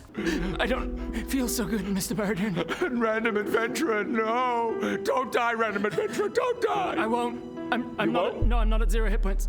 Oh, Yeah, no, I was expecting that to be worse than it was. yeah, no, that was 2 big old bolts from a big Dark Lord. I thought you were gonna die. Yeah, I guess. I mean, it's only a D10 plus his charisma modifier, so Oh, it's not okay. that much. Oh, well, that was, I mean, not really a noble sacrifice then. Not really a good use of like a hero point token or anything. Yeah, no, it genuinely really wasn't. You did, to be fair, you moved like way further than you were allowed to. yeah. So maybe a good use of a hero token. All right. Hero point to move him in the way. That was your legendary action. Back to the top of the round with Bodger. Okay. Where are you? Yeah. No, you fly. Your raging is 40 feet up. I must have rolled 6 because I've got his hit points at 60. Oh, there you go then. Okay, so I can. Well, okay. First of all, I didn't mind that there was a 6 for some reason. It was made. how tall is it? 40 feet off the ground, 40 about feet. 60 feet from you. How far could I 18. jump? What's your strength score? It's 22. 20? 22? Strength score. Oh, 20? 20. Which means that you can jump. I think it's half your, let's double check. Jumping distance, high jump, you can, with a running high jump, you can go 3 plus your strength modifier, so 5. So you can jump 8 feet in the air with a running jump. Okay. So And then you can make an athletics check to jump a little bit further than that if you need to. Okay, so probably not going to be able to get to him at that height. No. If I did some sort of weird shit. No. I think it's better just to go hammer throws. So you start rushing towards him to get within 60 feet so you can throw it. Yep, and then do the first throw. It's at disadvantage because he's within your long range. Okay. But I can't. And then advantage because of guiding bolt, so cancels out. Okay. Didn't you say advantage against all attacks anyway because he's vulnerable to all vulnerable. attacks. And I can't do frenzy. Frenzy's only for melee. Is that right? You are frenzied. That's the thing that's giving you free attacks. You can't do reckless on. Yeah, you can't do reckless on. So I'm just straight roll. Straight roll. 18 plus stuff will hit. Hits him. Roll all of the damage, and then it will be doubled, and then you teleport to him if you wish. 3, 5, 8, 19, 11, 12. 12 plus your range. Sorry, you rolled the wrong damage. It's 2d8. It's 4d8 plus 4. So keep those ones. So that is 10. Roll these ones again. 10. Another 10 is 20. 20 plus 8, 28. 28 doubled, 56 points of damage from you. Do you want to teleport to it? Yes. It's not too much damage. You'll fall 40 down. Yeah, it's fall fine. 40 It's feet. fine. Cool. So you teleport to him. You fall out of his range. As I'm falling out, and now I'm doing disadvantage, but you're now reckless. Do I get an attack of opportunity? As not if something forces them out of your range. Only if they turn their back. Now I'm doing a melee. 3 plus 13 is 16 unless I want to go. So you can hurt yourself 5 to make it hit. Okay, hurt myself 5 to make a hit. Cool. This is going to hit, which is going to be your usual damage. Usual schnizzle. All of that, and that. Yep. Which is 16, 17, 18, 19 plus so well 11. He's rolled so many 8s on those D8s. It's fucking bullshit. Plus 11. 19 plus 11, 30, doubled 60 points of damage. Jesus Christ. 60 points of damage, Jesus, and can't then help you now. fall 40 feet, which will be. I'm not going to roll that. 10d3 is. You take 21 points of fall damage, halved because halved because it's bludgeoning, halved again if you want to use your reaction to. Halved again. Make an acrobatics check. See if you can sort of parkour, tuck and roll. 11 plus. From this distance. Acrobatics is plus 1. From this distance, that won't do it. So you've used your reaction. You fall prone. You take 21 halved to 11. 11 points of damage. Damage. But you did a shit ton to him. Bam, bam. That was 2 attacks. You've got a bonus, and you've got a little bit of movement. You can use. Remind me, but bonus I can't throw. No. You can use you can use the rest of your movement to stand back up again at least. Yeah, stand back. And then you've bonus. I'm not sure that there's anything you can do from this. If I was a melee, I could do a bonus attack, couldn't I? Correct. But I can't. Correct.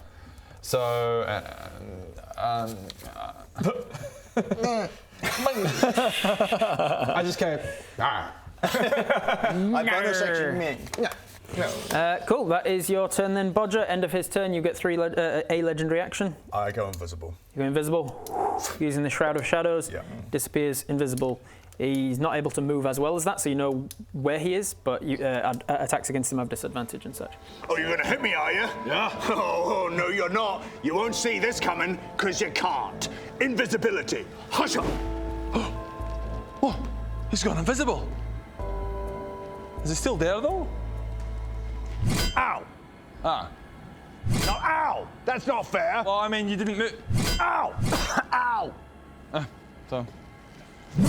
Ow. Would Baradun know that he can't move? Yeah, because you're like, it's happening simultaneously as it were. So as your turn is starting, he is turning invisible. You know where he is because So I'm just aiming for the fucking where he's going invisible. He hasn't taken the hide action, so he's not technically hidden yet. Yeah. It's now your turn. Now, in like this adventurer and I are finally getting on. You know, we're on the same wavelength after he died in front of me. So the two of us have a little look between each other. We go back to back, folding our arms, and then do like a bit of a Sailor Moon type thing. Is this your whole turn? That's all you do? This is what he's choosing to do with it. And then that's it.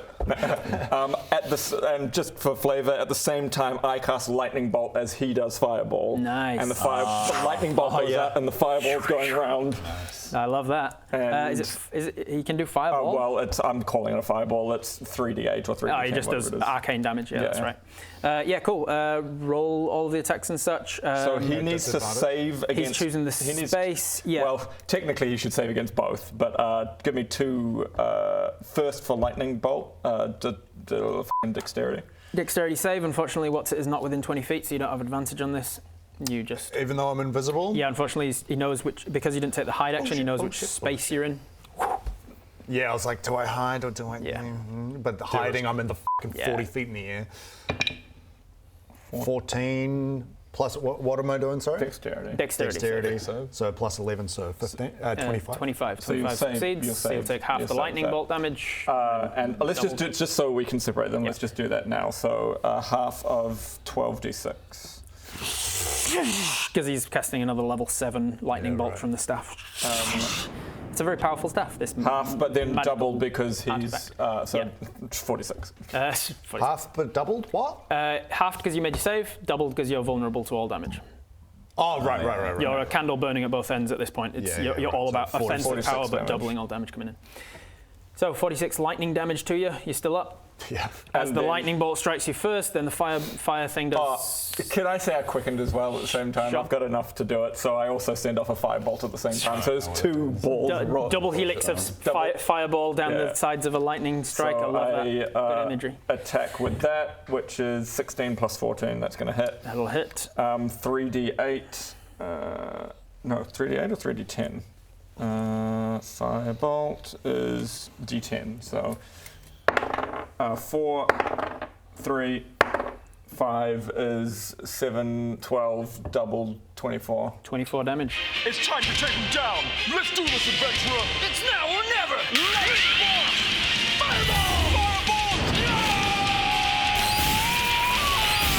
Take down. Still up. And then 24 damage. So roll me another dex save because. Oh wait, actually no. Sorry, this is not. 12. But I don't actually know that this is a dex save because it's not fireball. What do you? Sorry. What? So you did an action to lightning bolt. It's the mage. It's the mage. Yeah, it's just 3d8 elemental damage. Action to lightning bolt. Quickened. You spent the sorcery points for quicken for firebolt. So lightning bolt, firebolt, and then the mage did. Mage is just doing his elemental damage. Yeah, which is 3d8 damage. Yeah. It's an attack roll on your part. I'm pretty sure. Does it say make an attack roll, or does it say? No, it doesn't. It just says. It definitely should be either an attack roll or a saving throw, and I'm pretty sure it's an attack roll because I was basing it on basically a. We've done it as a saving throw. Have we? Oh, have we? I don't think you have because you. Oh no, we did it as an attack roll. We did it as an attack roll. We did. So plus 6. Keeping up with what's going on, right? You understand? All the way to this. 11 plus 6. 17. It's just misses. Can I magical bullshit my? An attack roll would be a disadvantage because he's invisible. Just do a con check save roll with his. Oh well, he missed anyway. Missed anyway. Did you roll the firebolt at disadvantage? Remember. No. Roll the firebolt again. Check save roll. 15 plus lots. 14. So even with disadvantage, the firebolt hits against something, but then your adventurer missed the space. Can I give him magical bullshit? Certain things like here's the funny thing.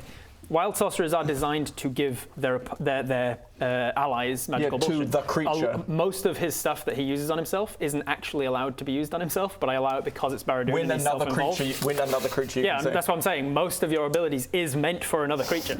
I allow you to use it on yourself. So the fact that you're going, can I use it on somebody else? Yeah, you're meant to. You can. You're meant to use it on other people. Man, this isn't very large at all. In fact, I guess you could say it's quite mini. I don't know. But these are minis, they're VLDL minis, and they are available at vldl.shop if you want to run your own campaign with the dickheads or even just collect them, because they are honestly pretty cool. It's insane the detail. Like, Greg has cloves of garlic on his belt. He has a garlic belt. What more do you want? VLDL.shop. So I would only need to roll a 1. So You were bending luck? yeah, Ben. Although he needs Back to off roll it the- at disadvantage because he's not doing the reroll. He's doing the add-on. no, but I'm saying before we were like, Oh you yeah, need because to he do only rolled it once. disadvantage. So yeah. roll with disadvantage. it has to be higher than Either a 11, not 17 or a 10. Damn. Oh, so I have to roll a 2. Now you need to magical bullshit 2. Yeah. Magical bullshit. Don't worry, I know what I'm doing. Yes. All right, just manages it. Make sure you mark off the sorcery points for it because you're using a lot of them this That fight. is literally the last ones I've got. isn't it? This is that Parks and Recreation game that the guy made. Cones of Dunshire. What's going on here is like One of my favorite things is like being in a board game shop and just overhearing a board game that you don't know. Yeah. Being like, Yeah. what the fuck? No, but I sacrificed the wood to get to the hearth, which meant that the magical powers of the wizard is the. All right, so you magical I've actually got bullshit 2 left. to bend his luck so that he hits. And 3d8. And off, 3d8, man. which will be doubled because No, of just let me vulnerability. have fun. 7. 8 And 4. and 4 is 12, double 24. 24 damage. Does that take you out? Yeah. How much by? Yeah, enough. That's a pretty fucking cool move with a All double right. helix and fire things going around a lightning That's a Dragon thing. Ball Z kind of vibe. We need to. I think it's bullshit. This is great for the team. Unfortunately for you, that was the last of your phases. Yeah. I'm going to keep adding on more at this point. My final My final the form. sun. I just explode and kill everything. As the I was going to kill you next turn. as the Shroud of Shadows invisibility drops, so too does Bob. He drops to the ground. Can I get dex save from you, please? Because you're standing right beneath him.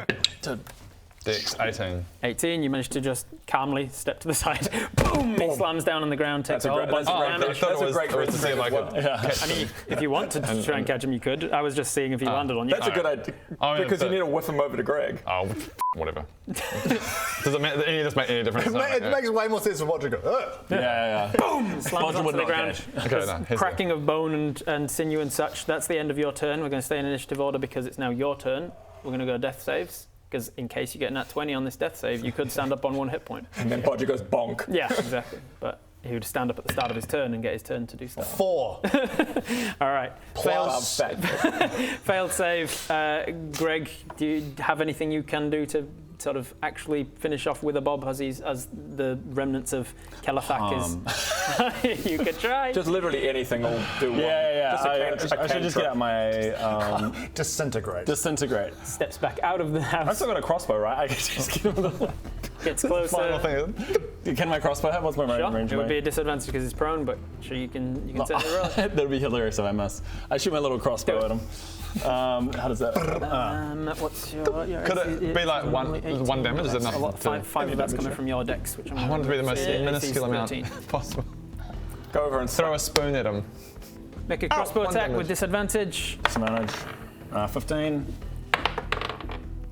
6. 6 plus. Have you got a 7 plus 7 on your crossbow? I don't think so. I doubt it, mate. Oh, you are proficient in it, which at this level is a 5, so you might actually have it. If I go crossbow, is it under crossbow? See if I can find it. It'll be in your inventory. Or in your No, sorry. You got a here we plus go, 1 plus- dex. It would be a plus 6. You've Plus got a plus 6, not a plus 7, so you just miss. Hits into the ground beside him. I go, well. And then that's my turn. Yes, Barajun wins the game again. Why didn't you catch him? Well, he's already dead. Very fair. Oh, no, he's not dead. I'll get him. Missed. Oh, really? Bodger, top of the round, you can see that he's still twitching. You can see that Wither is Do I still only trying have to do 1 damage then?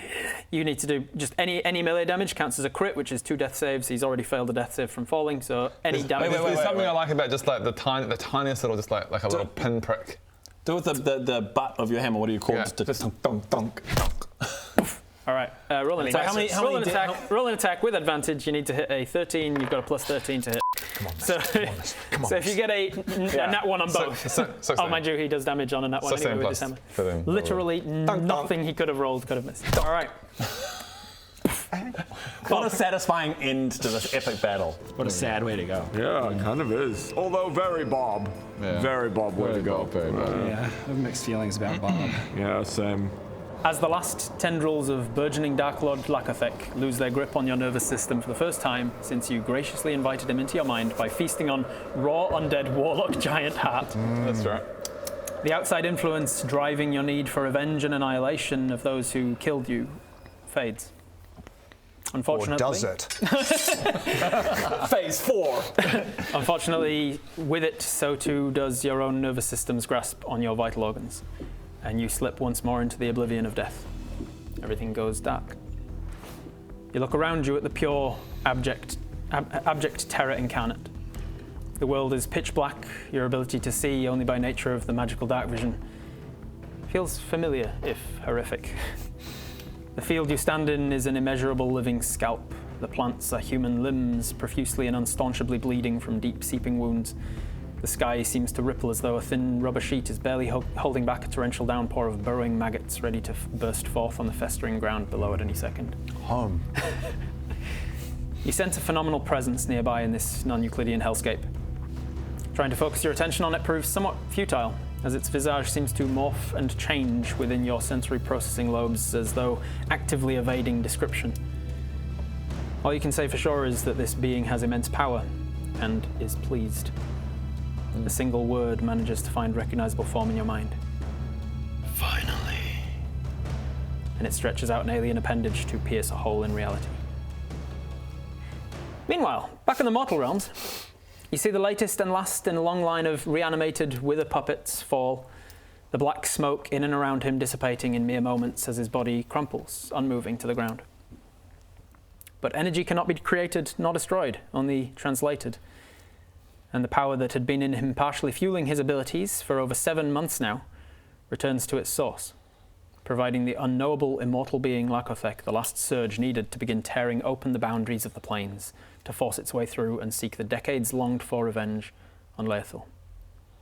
All around you the ground begins shaking, subtle at first, growing into prolonged tremors. The skies darken as though a few particles at a time, the atmosphere is thickening with soot. Small holes seem to open in midair, reality itself splitting like skin stretched too taut. But the wounds, in place of blood pouring forth, instead gush shadow and evil. What do you do? Casino? Casino? Quick cast. Quick casino. And Spirit Bob is like, fucking rest me. Guys, Spirit Bob is 60 seconds away from being like... Greg pulls out a diamond and Bodger and Baradun are like, Well, that could go on red or black. I got an idea. What we do, we get that diamond. Yeah. Now, instead of just using it to res him, we go to the casino, we double up. walking towards him while this goes on. No, but hear me out. 2 diamonds, 1 to revive, then still got another. But, I mean, we have to think about how long it's going to take to Rob is get to... counting. Okay, Do it. Do we want to revive him? Oh, that's right. I forgot that we need, fuck, we have, need to oh do my that. god, it's We've like a only got minute or less than something. It's like a minute or Have something. you got the diamond? hang on. Wait. You missed again. Miss. No, he is dead, and I think we've got like 30 seconds left. So Okay, what do we need? What do we need? The diamond. The diamond and shit that you've prepared. But hear me out. Hear me out. We use the diamond at the casino. We double up. And we double up. Then we revive him. Let's do that. Let's do that. Okay, well, we need to find a casino. Let's go. Okay. So how far away is the casino? Okay, Revivify. Okay, you cast Revivify, you grab out that final diamond. Come back to life, bitch! Come back to life, bitch! Okay, Bob, before we bring you back to life, let's make some money on this diamond. Okay, so okay. put the diamond on what? Black, red? Let's put it on red. Okay, Let's put it on red. Okay, here we go. Diamond on red. Black. Okay, put it on black. Okay, put it on black. Okay, here we go. Let's make some money. No more bets. It's red. Ah, damn it, it's gone. Do we have any more diamonds? I don't think so. I was kind of hoping we'd double up and Then we could keep a diamond one and he gets revive him. So what? Do we have something to revive him with then? If we don't have a diamond, we could try. I don't know. Go down the road like into a dark alley. Ask in a dark alley if people have diamonds. This way. Yeah. You grab out that final diamond on the out of your bag. Don't die, it's boring! Yeah, that's right. That's how you cast it. Oh no, it's boring, come back to life. It's boring, come back to life! Didn't even rhyme. Doesn't need to. Okay, reviving Bob. Greg casts Revivify. This begins a ritual and connects Bob's soul to the mortal realms. So in my games, it's not as easy as just being like, oh, I throw money at the problem and my friend's back to life, because that makes death kind of meaningless. And there's no threat to it. Yeah, right. So it just allows you to start a ritual in which you have the opportunity to bring him back. Wow. How this works in my games is you have 3 slots essentially in this ritual for you guys to try and I've not been rolling great try and today, guys. You can either try and appeal to Bob's soul to come back. You can try and intimidate him into being like, you're not f***ing done yet, come back, we need you. You could like offer him up something to sacrifice something that you know that he would like. Yeah, I think you offering something is probably the best. You could pray to one of the gods of death and undead to be like, hey, would you mind sending him back? We need him. Right. Whatever it is, your imagination is your limit here. Well, it's very limited in that. Yes. So you each have an option to. You also don't have to take part in the ritual. I'll tell you that at the end of this ritual, I will roll a single d20. I'll roll it out in front. The DC for him coming back starts at an 11, I think it is. So just for flavour, we should all get together and try this together. So if you do not, if you just cast Revivify and do no contributions to the ritual, I need to roll an 11 or higher for his soul to come back. Okay. If you do contribute to the ritual and do something that is successful, I'll get you to roll a skill check, responding to how well I feel like you actually listened to him and like what he would be all about. Okay. If you succeed that check, the DC lowers by 3. So it is possible for all 3 of you to succeed on a check to bring him back. The DC lowers by 9, all the way down to a DC of 2. Okay. Which means then nat 1, even if you all 3 succeed, I roll a nat 1, he doesn't come back. Okay. But if all 3 of you succeed, he's got a 95% chance of coming back. Just cast Revivify. So that's how it goes. It's me and dice, though, so... Yeah. Also on that note, so if you fail to revivify someone by casting a particular level spell, that level spell never works again. You can now upcast. You can go to level 5 revivification magics like Raise Dead, or you can go to level 7 Resurrection and stuff. But each time the DC is getting harder and harder as his soul is being like, no, I don't want to come back. All right, so you start this ritual. You get the diamond out with the dude. You get the diamond out. You are standing around Bob's corpse. I will switch him out for the other Bob, actually. And this is the Bob that you can get at vldl.shop, ladies and gentlemen. So go and get yourself a Bob from vldl.shop. As he lies there, absolutely no remnants of any of the black wispy smoke or anything that has been around him. Definite remnants of broken bones and shit from slamming into the ground. he's maybe one of you thinks to maybe the adventurer just puts him in a nicer pose, arms across the chest or something. Yeah. I run over and go, contribute? Bob, if you die, you'll never be able to have Bob's special time ever again. A horrific hellscape, aka my happy place. Oh, look at that over there. That's horrifying, terrifying, nightmarish. Yeah. I run over and go, Bob, if you die, you'll never be able to have Bob's special time ever again. That's true. I could have eternal special time down here. Well, little do you know, he's having that special time right now. No, you can't, because you're a ghost. You can't grab it. Of course you can. You can grab a ghost stick with ghost hands, surely. Why don't we convince? Surely Bob wants nothing more than to come back. You have to perform the ritual. The ritual is part of his soul doesn't necessarily. It's not standing there completely conscious of everything. So persuasion's what you're going for. Yeah. Wait. Let me set the DC. Your persuasion was centered around. You'll never have Bob's special time. If you don't have mortal body, you'll never be able to experience the joys of masturbation. Mortal pleasures. Mortal pleasures of masturbation. Can't come. You know this. Ectoplasm. Okay, I will set the DC. Okay, go. We've got 3 plus 12, 14. Do you want to do any magical bullshit? 3 plus 12 is 3 plus not 12 is not 14. Let's do. Are you sure? Let's go further. What's the 12 check? 3 plus 12, 8. Was it? 18 plus 12. Okay, so with a 30, that is one success. DC goes down from 11 to 8 now. Bob! Also, have you cast any magic since you did the Tides of Chaos? It was from the staff, and you did a firebolt. That would. Oh no, that's not magic. Staff so no, it hasn't. Isn't you casting? So no, I did. Actually, because I did it the turn before. I should have wild surged on that time that I did. Wild surge. Okay, for me a wild surge check. You are going to contribute. This was before you came over, in case it's a fireball. I mean, I can choose. So. 82 and 73. Cool. I'll look that up while you tell me what Bob, you... I just want you to know something. There are so many different types of alcohol that you haven't tried. And there's this other thing called, and I don't know if you know this, called drugs. You want to try he knows about that. Oh, I know. You can. Well, you don't really talk about it, so I'm just wondering, you should try. There's a lot of drugs you can try. Okay? It was 82 or 73? Yes. 73 is a random creature within 60 feet of you becomes poisoned for 1d4 hours.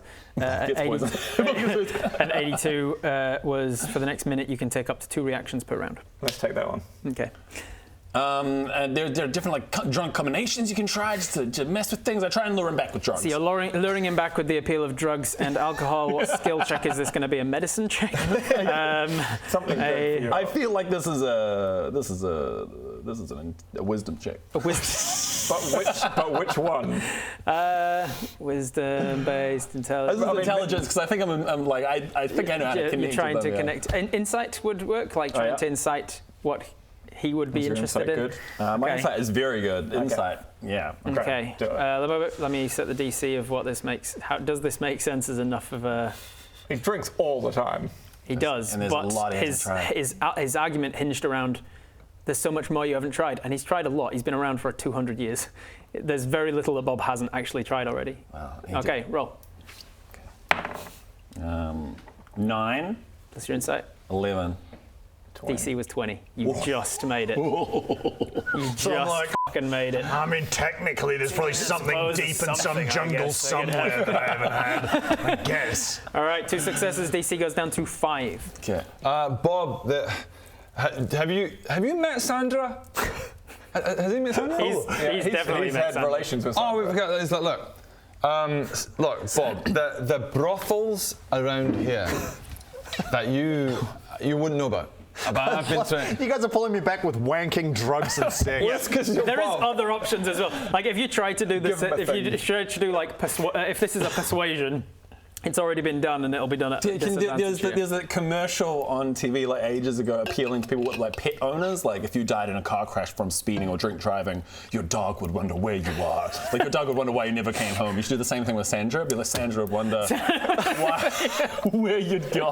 Try and kill chick. Otherwise you could. Bodger and Sandra have had lots of time. Otherwise, I'm pretty sure Bob and Bodger double teamed Sandra at some point. I think it was. Otherwise, you could I think offer that gold. stuff. It's one of those things that I'm pretty sure was like alluded to by like your interactions. You were like, oh, Or give him something. You never saw it on camera. You should reverse psychology as I bet you're not strong enough. Probably to, for a campaign. I kick him and go, Bob, are you gonna stay dead, you little pussy?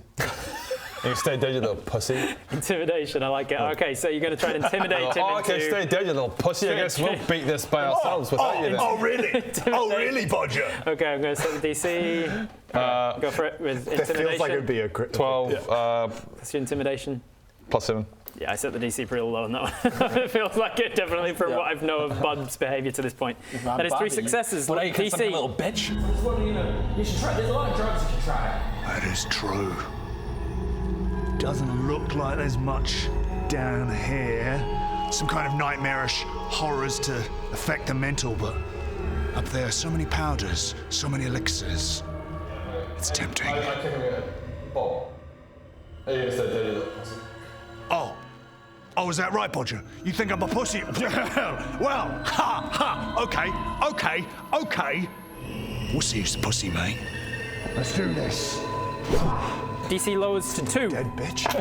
That has to be a 1. If I roll a 1 on this, your soul does not come back, at least for now. If I roll a 2 or more, Bob comes back. That'd be the perfect end for Bob.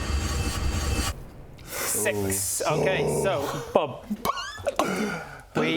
we jump to you in the afterlife that you have found yourself in. Paradise of woman, drugs, and alcohol. Yeah. And he's like, no, he's fine. No, you fucks. No.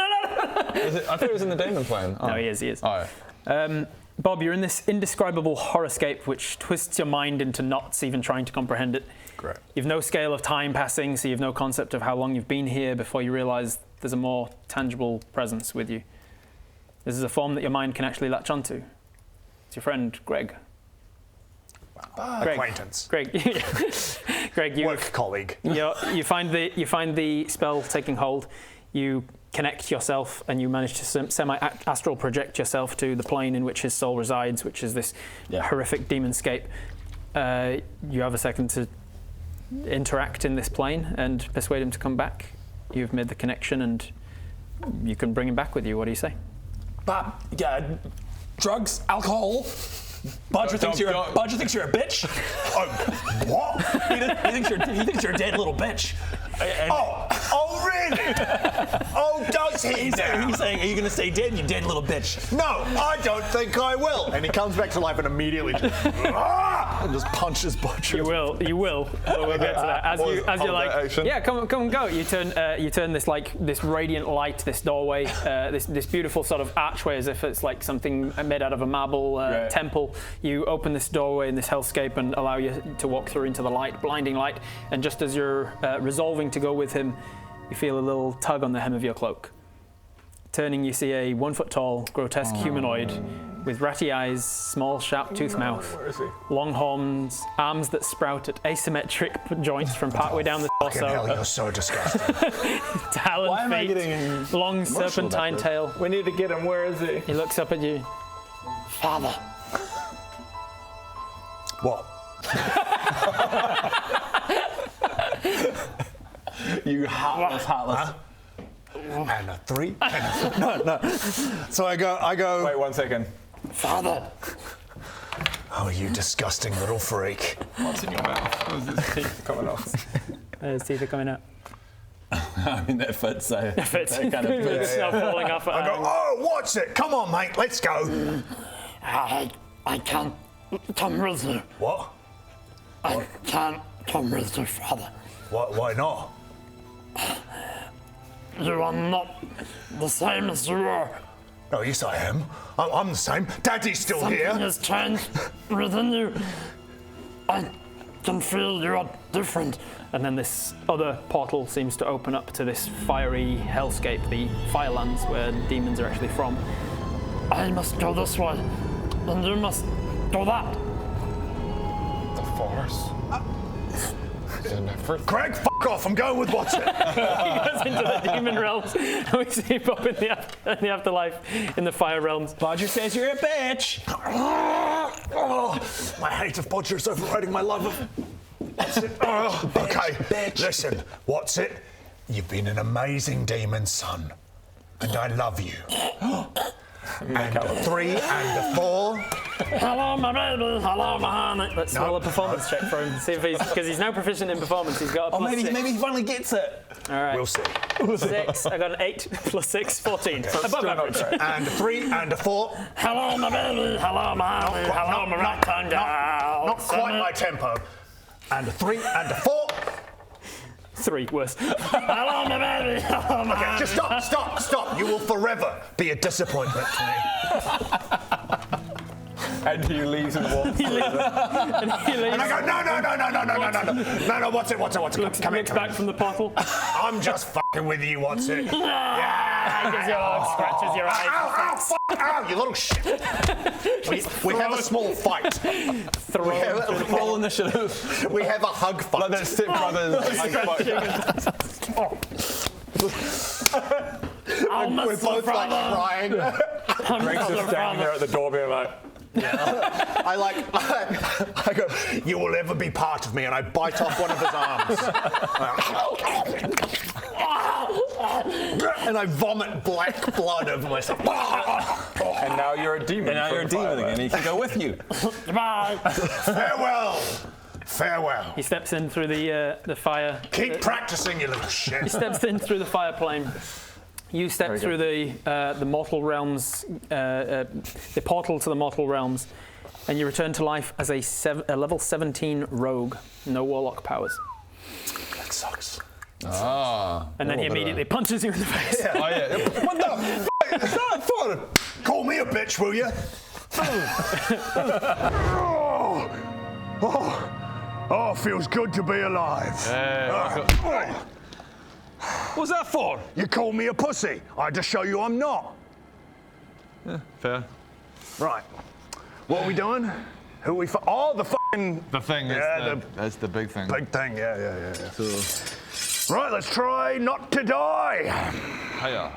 The rumbling and the blackening skies and the opening portals to the horrific shadow realms is still happening, by the way. Guys, I think there's something else to worry about. Okay, you see an appendage of a rubbery, disjointed nature worming its way through. You recognize this as this presence that was saying finally and reaching out.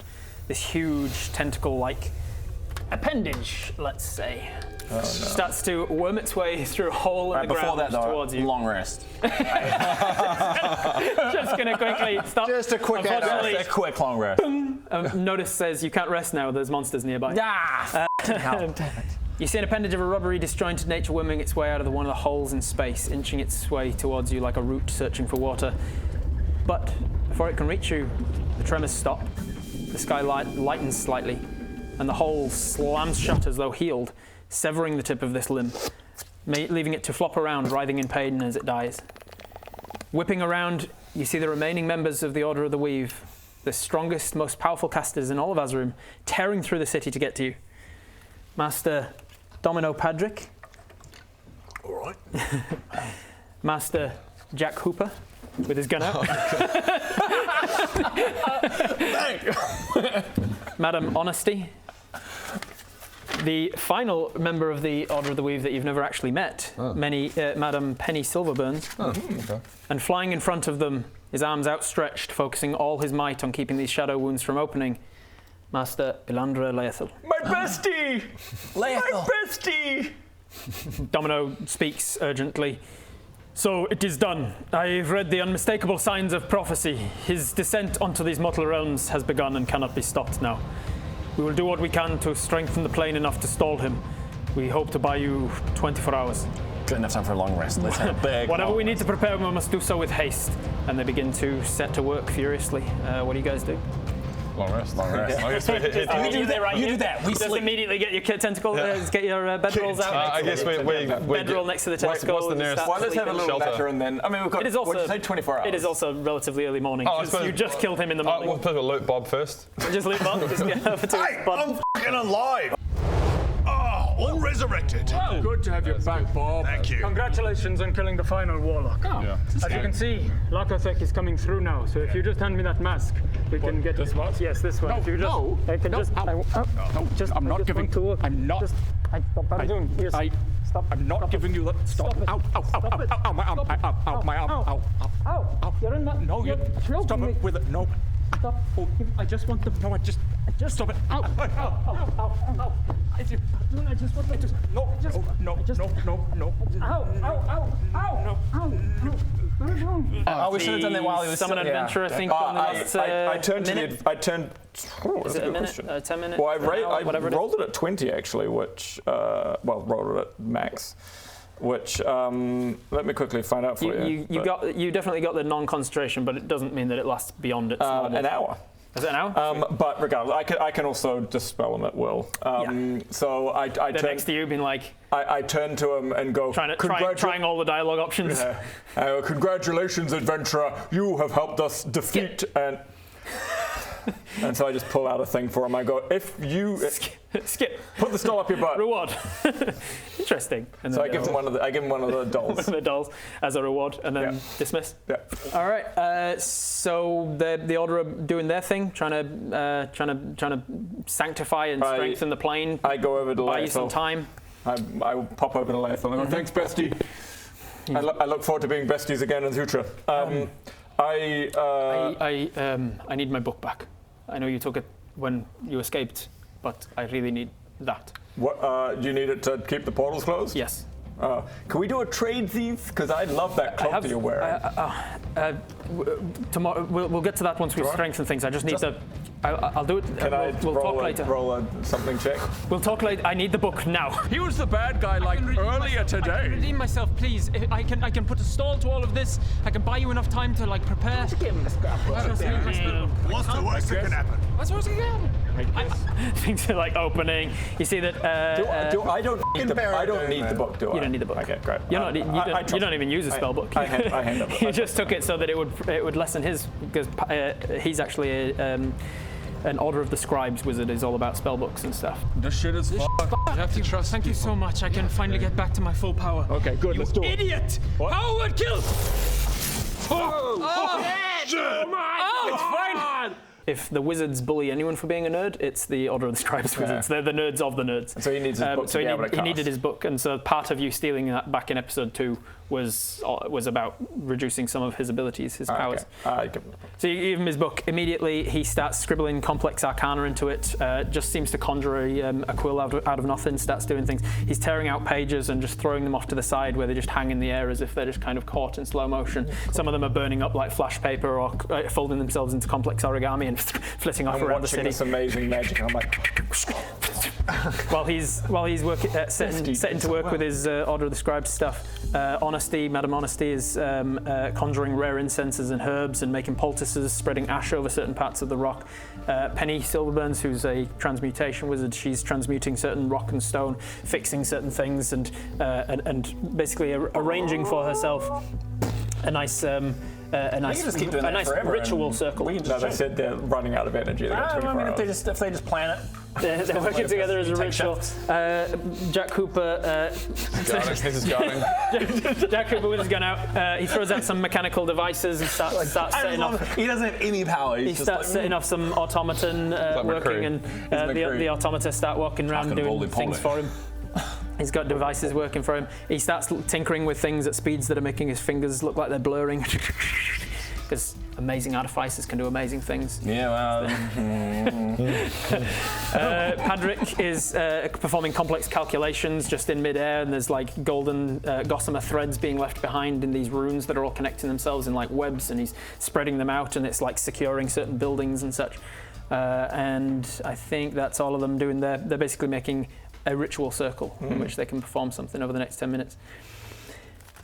At the end of that 10 minutes, while you're doing whatever you're doing in that 10 minutes time, watching in awe. Just watching in awe. Maybe just in case we don't get a nap, I'm going to use mass healing word on us. Okay, are we going to? Yeah, I can mass healing word. Get a nap, but may as well use you would it have come back on 1 hit point as a level. Okay, that's a good idea. Sorry to pause the game, but we have massive news.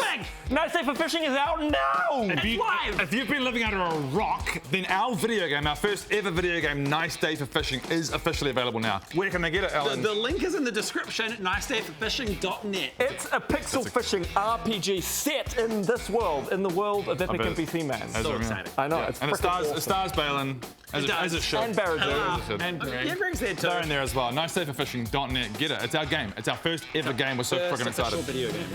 So excited. Back to the game. 3, and then one more. God, a lot of ones. 4 plus. It was just 17 hit points each. I mean, that's better than nothing. Wait, you rolled a 4? I guess I'll take it. You've got a plus 13 to your healing? Yeah. Holy shit. Yeah. Life clerics, man. What was it? 17? No, doesn't matter. Yeah. Yes, 17 hit points sorry, each. mate. Sorry, mate. Sorry. 17 hit points each from Mass Healing Word.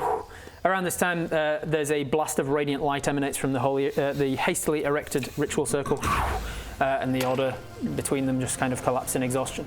And Padrick says, "We have 24 hours." And he has secured you 24 hours. This time tomorrow, there is nothing preventing it. Lakathek will come through to the mortal realms. Do we know where?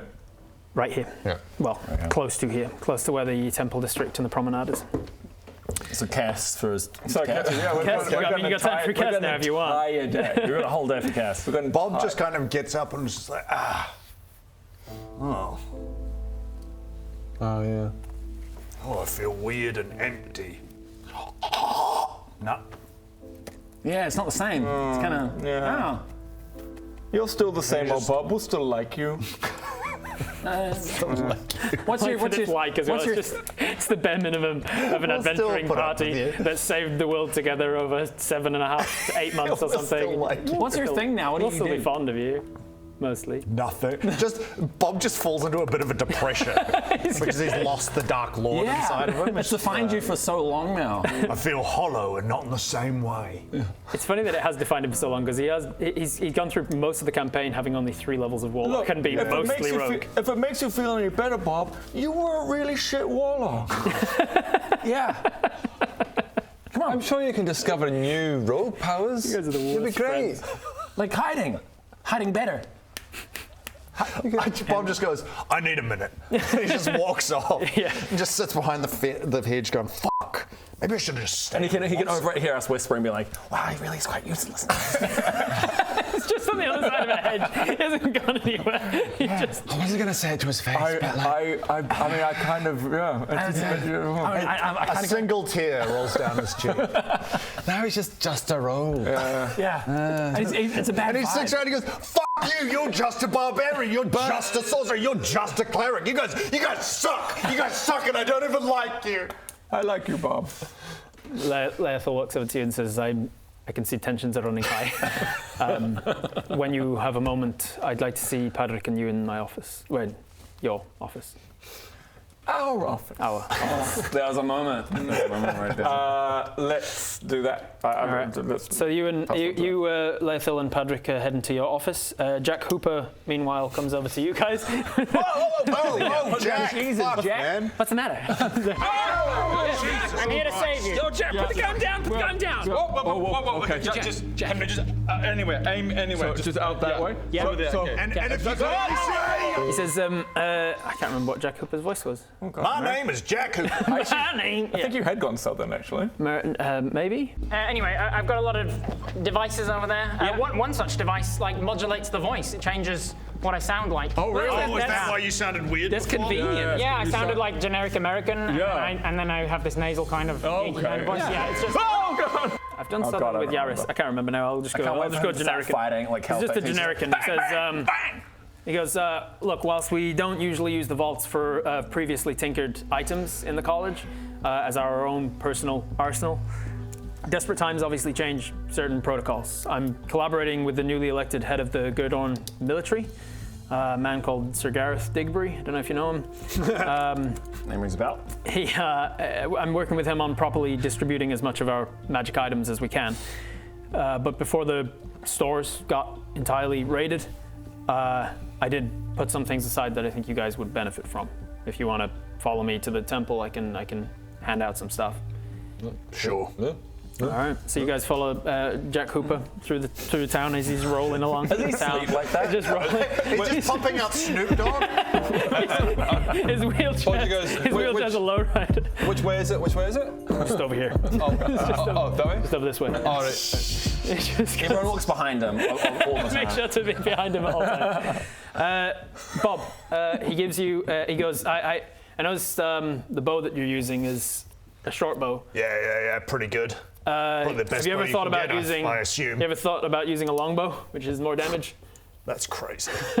Something You're blowing my mind, Something Jack. with you've been proficient in since day one. Thought about using a gun? You ever thought about using a weapon that you're also proficient in since day one and just never used, even though you would have done more damage the whole time? Listen, thinking, not my style, Jack. Great. Well, I feel my way through it. I got a magical longbow. It gives you a +1 longbow. Sure.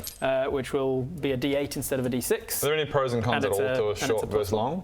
Yeah, short bow's a D6 damage, longbow's a longer range and is a D8 damage. What's the pros of a short bow? Some classes aren't proficient in longbows. Yeah. He, as a rogue, I can't remember off the top of my head, but as an elf, he's proficient in longbows. Oh, so you should have just right from day one just. Yeah. Yep. Just got a bomber. Yeah. 5 years ago. Which people have been shouting in the comments about for many years. I don't read the comments. Let's have a chat in the comments about Ben not reading the comments. Greg, he goes, this very heavily armored look works. Can you just really talk to well. me over in that? Like you look in that direction and talk to me. Sure. So this heavily armored look that you've got going on.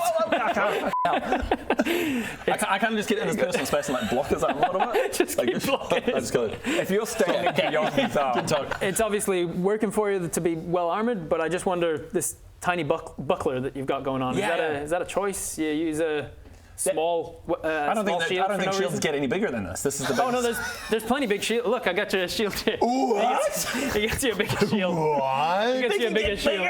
Which, again, giving him shit for his thing, you could have been having a proper shield the whole time. I thought this was as big as they come. So you upgrade your buckler to a +1 shield as well. So your armor class will go up by 2. So it'll go up from a 22 to a 24, making you significantly more difficult to hit. And then he looks at you, Bodger, and says, "Good work out there." And then he leaves. He goes, "I can't help but notice you don't wear any armor at all." Oh, well, I'm barbarian. Don't need it. Okay, but have you tried armor? What do you mean? What? Because you don't. I mean, you should listen to him. You could, you could benefit from trying, and he brings out +1 half plate, which would increase your armor class by 1. I didn't know I could do that. I thought the whole thing was that I don't wear armor. I didn't know you could get longer bows. I didn't know you could get bigger shields. Yes, please. Thank you. It puts you in magical half-plate armor, and Somebody should have told us this at the start. The additional magical effect of this armor is that it's entirely invisible and makes you look like the same as you've always looked in the green screen. Yes. That's awesome. Yeah. Wow. Well, I've got a new chest plate. Where? Where is it? What? I'm wearing it. What, this thing? That's like a leather sash. No. You've had that for ages. I've got a chest plate on. You mean your chest itself? No, I've got an invisible chest plate on. Fuck off. No, you don't. An increase of 2 to my armor rating, so... What? That's bullshit. Invisible? You don't have an invisible thing. That doesn't exist. Yes, I do. No, you don't. Look. Yes, I do. I've got a very cool chest piece, and you're jealous. No. But this is kind of below you, Bodger. I've got an invisible This is kind of below you. Oh, really? Oh, really? What's it made of? What's it made of, then? Air? Nothing? It's made of metal. Oh, really? Yeah, so if I punch you right now... Go for it. Okay. Yeah. Okay, I'm going to punch you right in your stomach. Okay, go. Okay. Yeah, here we go. How was that? Can I officially increase my armor class? Yeah, we'll add it in a set. Okay. You can find +1 half plate if you want to in the inventory management. You can do the same with a +1 shield. Yeah. And a +1 longbow might be slightly harder to find because I've already found it. you found it. Good. Because I'm the man. But just before we move on, you said it was a magical longbow, but it's just a +1. It's a +1 to all attack rolls and damage. Yeah. So it's easier to hit and does slightly more damage each time. And also, if you are attacking something that is resistant to non-magical damage, you'll get through that. Yeah, true. Counts as magical damage. Meanwhile, you have made your way up the tallest tower of the Temple of Gurdon It's good to be back. to the office. You see the astrolabe and the bronze telescopes and things that have been around the dust around the office. It's good to be back in the office again, even though Laethil has quite clearly claimed it as his space in the last 7 months or so. I see a couple of personal effects. I'm just put in a drawer or in a box. Put those away. He says, "I know that now is hardly the time for apologies and making amends. I also know that we're in unprecedented times right now, and the protocol of who is officially High Sorcerer is, frankly, anyone's guess. There are arguments to be made for any one of us. So, until we are through this next 24 hours, I propose to you that we share the responsibilities and the pressure. That sounds like a good idea to me. But I'm still the High Sorcerer, right? Titles as they are, I feel that it's only fair that the three of us that were in the running, I suppose, should share the powers and responsibilities. You've already got the staff. I have the staff. Starts to take off the robes just in front of you. Whoa, what's going on? He's wearing undergarments. Laethil horny. He takes off the robes, he takes off the boots, and you lay down the staff, and you've got the boots of the High Sorcerer, staff of the High Sorcerer, and the robes of the High Sorcerer. All three are homebrewed items. We were using the staff of the Magi, or whatever the official one is, but I've tweaked the stats a little. Mm-hmm. Basically, put simply, the robes are all about defensive abilities. They give you all kinds of resistances and reactionary things you can do as from a defensive stance. The staff is all about offensive power. It's got a bunch of charges in it, and you can use it for a whole bunch of spells. And the boots are all about movement abilities, giving you fly speed and swim speed and all this stuff, and being able to cast long strider and things from it for extra speed. So, which one do you take? And then Padrick and... So I put down the staff and I pick up the boots and go, "Ooh, damn, these boots are good." I look back at the staff. No. I pick up the cloak and go, "This is me." And I go, and as I put it around my neck, I go, "Oh, it's also invisible as well." It also turns invisible to look exactly like the robes that I've been wearing this whole time. It's magical how this magic stuff happens. I pick the robe. Okay. And I go, "So sorry, whoever picks the staff. I used so many of the charges over the last day."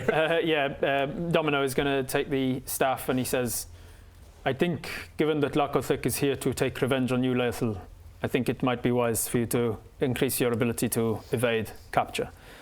You should take those boots. And he takes the staff, and over the next hour or so, you guys will attune to your new items, splitting the role of High Sorcerer between the three of you for now. Now, there are about 12 different types of half plate. What's it called? +1 half plate. Half plate armor +1. No, I'm not finding that. Okay, I will add it to your thing later, don't worry. Chip. Okay, so Padrick then turns to leave the office, and Laethal says, Baradun, if I could have a word in private. Okay. Padrick turns and thinks for a second, like, no, I think we're good, and he leaves to go and start. I trust his insight. Start dealing with all the things that he needs to do. Pulls out a circ blade. I'll take that. I was only on a few hit points because of the battle. Takes the robe. Joke's back. on you, I'm still evil. He says, I have to be honest with myself about my chances of making it through to sea tomorrow night, and I don't like my odds.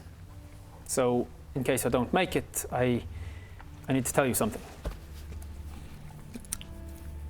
Shortly after you escaped my office on the 21st of August, I fell into a panic.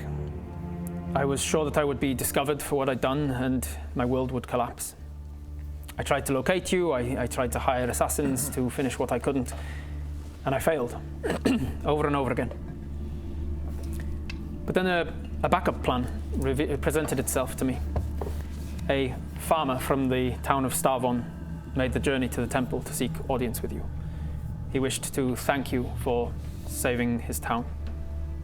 You see, unbeknown to any of us, the Pact had, in preparation for their impending assault on Eastwatch, realized that attacking Gerdonf was futile from the east, and so Pirag Bonebreaker arranged a small band of his finest orcs, and he chartered some pirate ship, the Tide's Terror or something. They took them the long way round, sneaking up the coast to the Gerdon Peninsula, and once there, the orcs made their way inland with a view to ambushing the captain of the Eastwatch and yourself in the palace gardens as you met. But unfortunately for them, they got sidetracked, as orcs are wont to do, by an unguarded town to raid. And while they attacked Starvon, you saw them in the distance and destroyed them with Meteor Swarm. Yeah, I thought it was. So it was actually a band of roving orcs, and not children. Thank God. Hang on. Can we get a recap of that moment? What the exact wording was that Baradun said at that moment? I said 4 years ago. It was an episode. It was literally episode 1, and he says, "I lean on the windowsill, and I see some orcs in the distance, and I go, Meteor storm." just reaching off into the far distance. You just see the sky opens up, and four massive meteors just stream out of the sky, flaming. Boom, slamming down. Not 100%, to be honest. Oh, here I was thinking that you killed like. No, I think he started to panic about it. It was a double bluff on my part. He killed a bunch of orcs. Later on, as I'm about to get to, Laethal put out propaganda saying, "Oh, he killed some children." Ah, okay. And that made us look up. So, I suppose what I'm trying to say is they were, in fact, orcs. And I'm sorry. What the fuck, Laethal? Yeah. Fucking hell, do you know how much shit I've been through before because of that? Yeah. Oh my God, my life has been so fucking difficult because of that lie. Just a prank, bro. Don't get like a prank! Hidden cameras. Yeah. A prank, Laethal! Yeah. Oh my God! Do you know what the people out in Azerim have been saying about me because of that lie? Yeah. And then the comments, the people in the comments. Yeah, people have used that as primary evidence of you being like an evil person. Yeah, I know. And you actually... Jesus, I've been through some shit, bro. That was a prank. Yeah, you actually saved Gerdon a second time from orcs, ironically. Anyway, you've been punked. Say hello to YouTube. It's a. Oh, hey, like and subscribe. Yeah, it's a. Comments below about how good I am. Yeah. Yeah. Got a little bit out of hand. I did. Yeah, I did. The farmer had come to me to thank you, and I saw my opportunity to turn public image against you should you ever re-emerge. I paid off the small village to move, and then I destroyed the town myself. And then when my cousin Yoren told me that you were still alive in the Sylvan Islands and spreading word about what I'd done to you, I began spreading the lie that you had done, you destroyed Starvon intentionally in a final act of violent, sadistic hubris before you disappeared. So if I'm going to die tomorrow, I would like to do so with a clean conscience. It's the least my mother would have wanted of me. Thank you for coming clean, Laethal. Media thought, no. Inside the tower. No, I was so certain those were orcs, and I was literally going insane thinking everyone's telling me that they were children. Thank you for coming clean on that. But we really need to tell the populace that as well, because there's literally children putting on plays saying that I killed you. Yes, I have a lot of reparations to do if we survive this 24 hours. Thank you for telling me. I should get back to work. And he opens up his spellbook to continue his arcane preparations for tomorrow. Speaking of Meteor Swarm, you all level up to 17. And we don't have to have 17 days of downtime. You do not have to have 17 days of downtime. The magic, let's say, of the wild surging... Can we instead... tomorrow you come back after 24 hours and the order go, hey, good news, we've extended the spell for another 16 days. Can we say that within the Temple of Calibor there's one of those like Goku training simulators? Oh, yeah, hyperbaric chamber or something. Yeah. And so we actually do get 17 days, but it's within this and there's a montage of us. Montage. All right. A whole episode of. And there's a reason I want 17 days as well. Okay. Sure. You know the reason. I know the reason. In terms of the outside world, outside of that time dilating chamber. Oh, true. Yeah, I couldn't do that. The world outside is still 24 hours. So that's your things will still work, but your divine intervention will not reset. Because otherwise you get like 3 more attempts at divine intervention, 3 more successes on divine intervention, and probably some other things that I haven't thought about. Sure. There's a time dilating chamber, and the who would be responsible for time? Unauthorized magics, probably. You go into Terrence. Oh, which leads me into this thing actually. You head to the Department of the Control of Unauthorized Magics. Come for short. And as you walk into this now headless department, now that Terrence is in a cell beneath the temple, you see a strangely proportioned man sort of in the room with a mop. He's too tall for a dwarf, too short for a Goliath, too stocky for a human, pudgy, balding, male and pale and blemished, with a jutting jaw and thick lensed glasses. And as Confucius turns to you, says, well, if it isn't the cum lover himself. Wondered when you'd show your face around here again. Confucius! Oh, you tried to kill You him. promised me to be... This is Byron's character. Oh. You promised me that when you dealt with Laethal and Terrence, that you'd make me head of the new Department of Dark Magics. I did say that, didn't I? Yeah, and you promised me that little book of Scabiffers as well. That's great. Well, I've got a few pressing issues. Once we deal with Lakathek, the Dark Lord, lock it in, baby. I'll hold you to it. Kick that can down the road. I'll hold you to it. Just keeps kicking it down the road. I'll hold you to it, and then he gets back to being a janitor at the temple as lock it in. Established. Lock it in. Definitely not going to kill you later. So you walk into the Department of Unauthorized Magics. You find the time fuckery chamber, and you spend 17 days in there. You don't have to, but he will because he wants to do his things. I've only spent like a couple of hours, and I'm like, oh, this is. I don't like this at all. I don't like this at all. Okay, so you can start to level up to level 17. Bodger, you get increasing. You're choosing your Constitution for your ASI. So you get more hardy, more conny. You get extra crit damage when you crit. Yeah, 3. And also, your rage damage goes up as well when you're raging. So your rage damage increases too.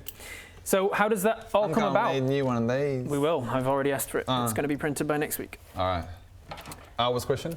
How does all that come about? How do you get even hardier than you are now? How does your extra Constitution and your raging come about? Oh man, be creative. Come on, bro. I do lots of push-ups and go. Fuck, that's so creative. Push-ups is strength, John. Yeah, lots of push-ups. Increasing his Constitution. I hit things with my hammer. That's also strength. I'm trying to intimidate. Looking at me. It's not increasing. Looking at me. You're looking at me, Greg. You're not increasing. Bodger's drowning in improv. He's just looking at me, Bob. That's you have an improv show coming out getting no upgrade. Hey guys, I've decided to start up an improv company. That's a horrible idea. Because I think I'm pretty good at it. Throw me any offer. You think you're good at improv? Yeah, very good. Honestly, throw me. Okay, you're a hot dog about to be eaten. Oh. That's not bad. That's actually pretty good. Well, let's go. Okay, I don't know. You're an office worker. I'm an office worker. Trying to print a manual. Whoa. Give me all your money. What? Okay, you're a mailman delivering to the Tree of Life. Okay. To the elves. So, give me your money. What is this? Why do you stop pulling a gun? There's no guns in Azerim. Okay, you're not anyone who has a gun. You're a child at their birthday party. Okay. Mummy, give me all your money. Okay. I mean, he's good. It's not bad. It's not bad. It's not bad. It's better than this guy Rowan at the table. To be fair. Yeah. Oh, God. What are you doing, mate? What's going on? How's that constitution? Cool, and at the end of all that, you level up. Well done. Good role play in the role playing game. I'm going to do the same thing. Great, we're going to go to you then. Cool. How do you level up to level 17? What do you get? You're also I get taking, my hammer. You're also taking. You're also taking con, yeah. You're taking con as well. Constitution, yeah, let's ASI? do that. Yeah, let's do that. So you're taking a Constitution ASI. You also, as a level 17 cleric, enter end tier, end game cleric stuff. And especially as a life cleric, you get a feature called Supreme Healing, which is you no longer need to roll for your healing spells, they just max.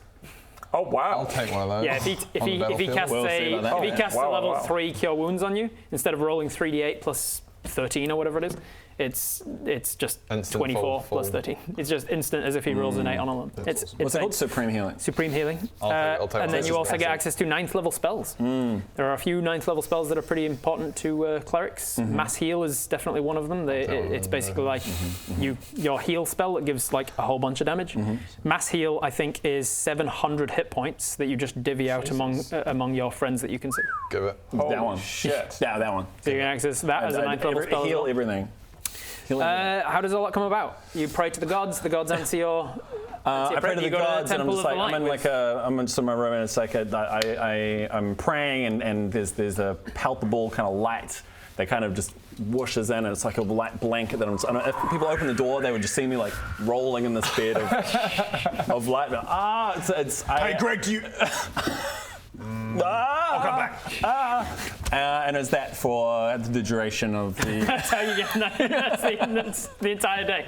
That's how you spend your 24 hours rolling around in a bed. Okay, the gods are just looking down and be like, "Did you do this one?" Sometimes I wish I wasn't omniscient. Should we? Is somebody giving him powers? He's accessing these powers from somewhere. Does anybody want to claim him? Nobody's claiming responsibility for what's going on here. Probably what's your Dionysus equivalent? The one that's all about parties and fun. I can't remember. He's probably the one that's doing it, just f***ing with you. No, it's fun, isn't it? All right. So you level up to level 17. Bob, what do you get as a rogue? Well, you get a whole bunch of stuff. I get a whole bunch of stuff. You were a level 3, so I got like something 14, 15, 16 or something. So I get Versatile Trickster, which means I can use my mage hand to distract people. Yeah, that's nice. Which is why Bodger was struggling, because I was actually using my mage hand to constantly slap him in the face. Like, what? Oh, push up. That's it. That's what it was. That's what it was. Mage hand hitting him in the solar plexus, increasing his con. Yeah, exactly. Cool. And then I think, because Bob is quite clear, like quite obviously just a bit thrown. Yeah, I'd imagine. Like, understandably. Trying to get used to it. And he can feel he still just has these weird remnant kind of scars of dark magic within him. And it helps him with a few things. He develops blind sense as well, so if I can hear a creature and sense a creature at all, I know where he is, even if they're invisible, if they're within 10 feet of me. Dope. And so I just kind of have this extra kind of sensory ability. I also have Slippery Mind, which gives me proficiency in wisdom saving throws. Nice. And again, I think that's just like remnants of Caliphate just sense. hovering in my mind. Your mind has been strengthened against. There's nothing. Exactly. Whatever you're trying to get up in here. It's not the worst I've had. Fucking prison in here. I've had some other stuff going on, so I am strengthened here. Yeah. And I also have the ability to spell thief as well. Oh, this is a good one. So the Gandalf, he is the now ex-head of duplicates, illusions, counterfeits, forgeries, and unofficial copies. Dick for short. He is also an arcane trickster. He was also level 17, and this is the feature that he tried to use on you when you confronted him on the beach, and he was like, "Oh shit!" And then you counterspelled his Thunderstep as he was trying to get away, and then he tried to steal your counterspell from you. So yeah, what does it do? Basically, when someone attacks me with a spell, I can use Spell Thief to steal that spell from them, and then absorb it into me, and then I have it, and they do not. Yeah. Oh, wow. Not only does he get the opportunity to then cast that spell, they do not for the next 8 hours or something. Oh, wow. They can't cast that spell. So it's pretty good if you're coming up against someone that you're using quite a, what's the word, like a signature spell that they always use over and over again, and you can be like, nope, try something else. Yeah. Hey, Baradun, what are you doing? Just doing my secret spell. Yeah, cool. Spell thief.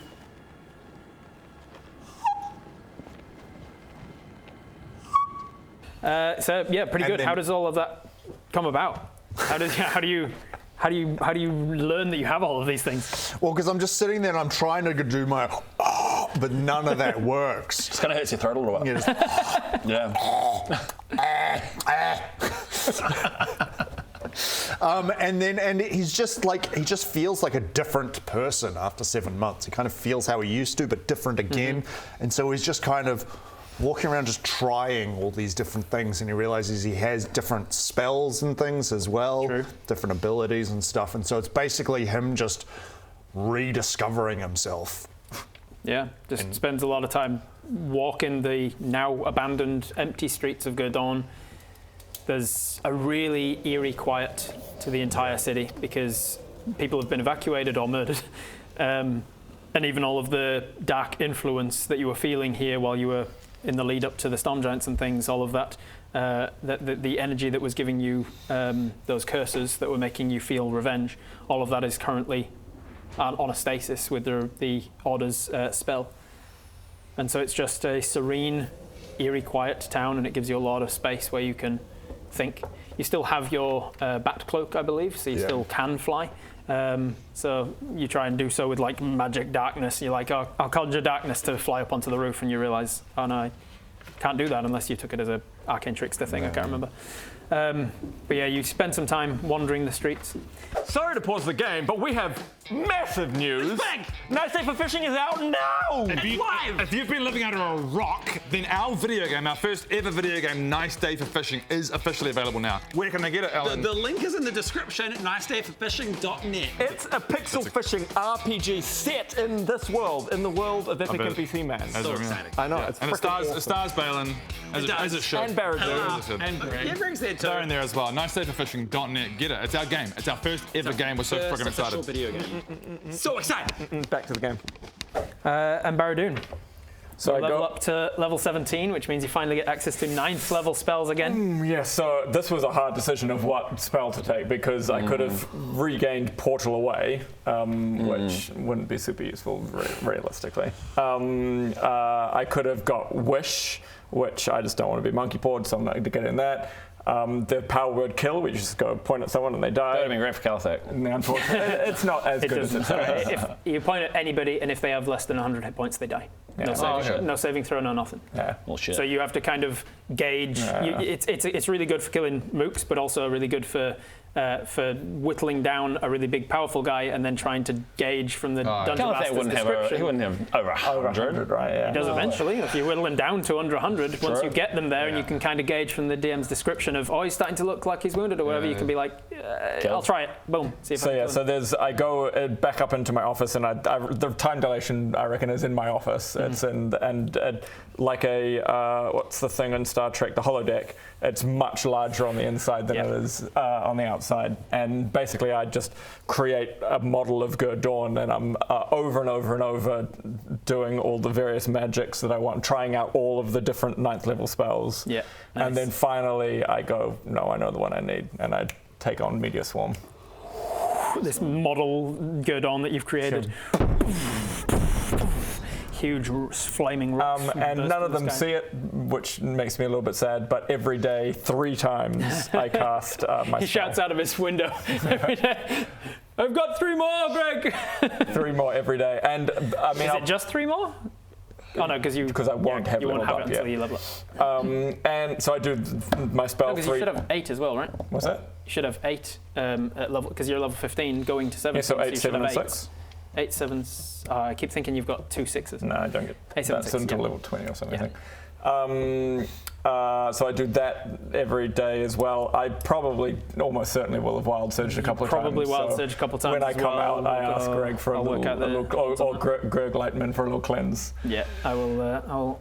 So I'm blue, feathered, beard, duck on the head, all the other bits and pieces. I need help. It's been a long 17 days, guys. And also, for reasons that Rob will tell probably next session, is I also every day use my 2 5th level spells to tinker with Draconic Spirit and animate objects. Okay. Interesting. Cool. Just give me just a couple Arcana rolls, real quick. 17 Arcana rolls? just a few. We'll average. 10 plus, what is my Arcana? 8. 18. 17 plus 8. 3 plus 8. 19 plus 8. 11 plus 8. That'll do. All right. I will let you know how that goes. So you are working on that. While he's stuck away in his time-dilating chamber, Greg, there's a in your room. There's a knock on the door. Yeah.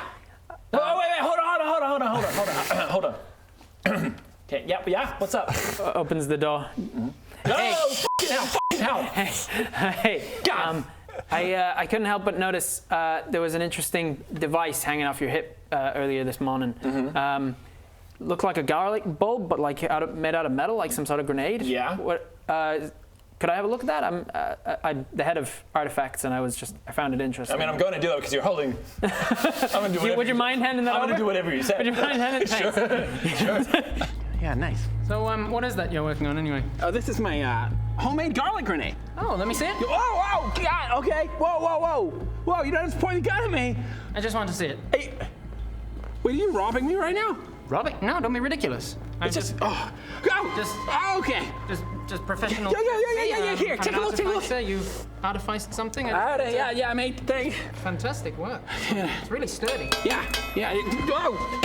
You read. Man, everyone's just so nice to me. So nice. They're always so generous. Do you understand how conversations might feel a little bit strained with? Forget it. So you made this? Did I make it? Yeah, you made I it. made it. That's right, I made it. Garlic grenade. You also on your way to tinkering up a second one. So I made 5 different levels of garlic grenade right, from common, uncommon, all the way to legendary. Yeah. You got a legendary one, and then you spent several days of downtime making another one, but you're not quite at it yet.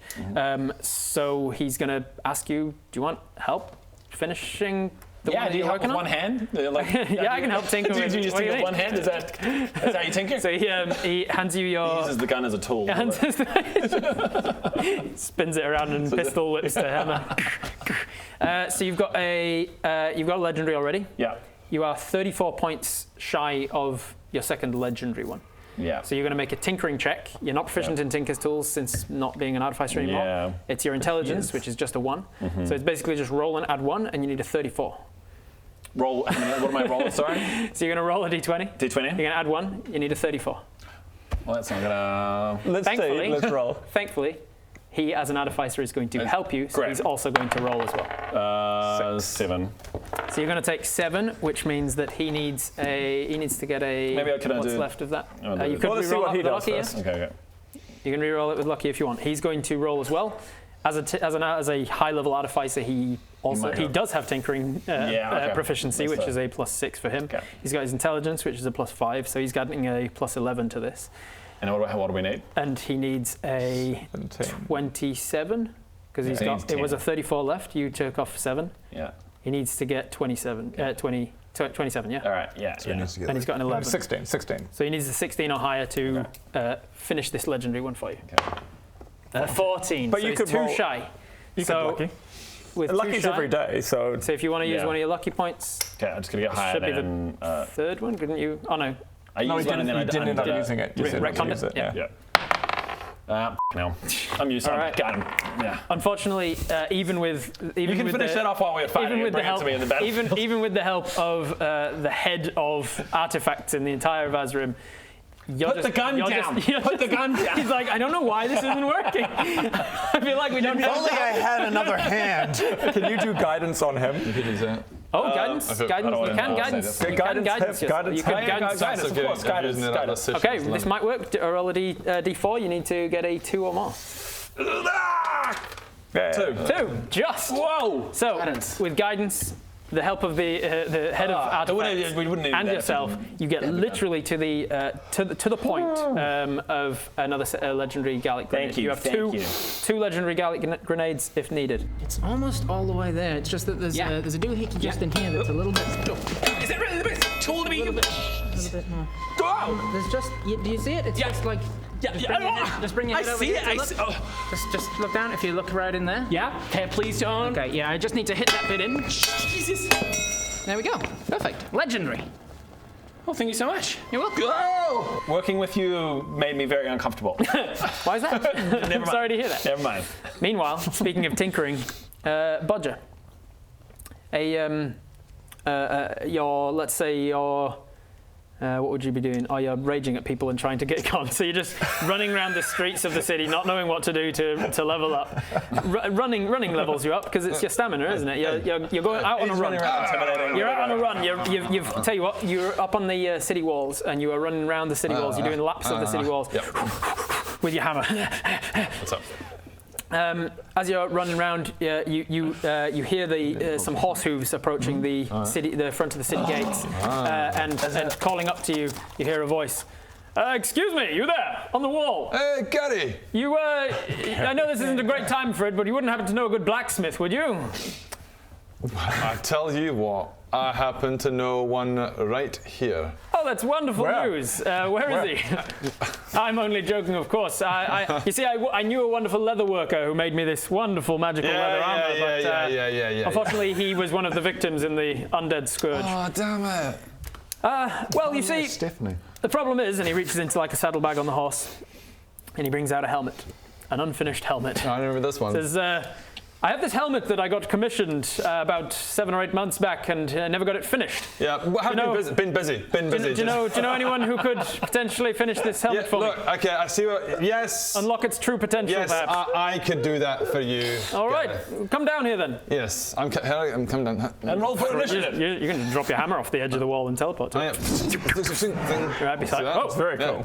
See that? Yeah. Pretty well cool. then, hands out the helmet to you. All right. Dink. Smashed. Oh well, you could have done that a long time ago. It would have saved a lot of problems. I'm a lot higher level than I was back then. Okay, and by the way, Gareth, I have been busy. Give me a smithing tools, smithing check. So you are proficient in smithing, which will be a +5 at this level.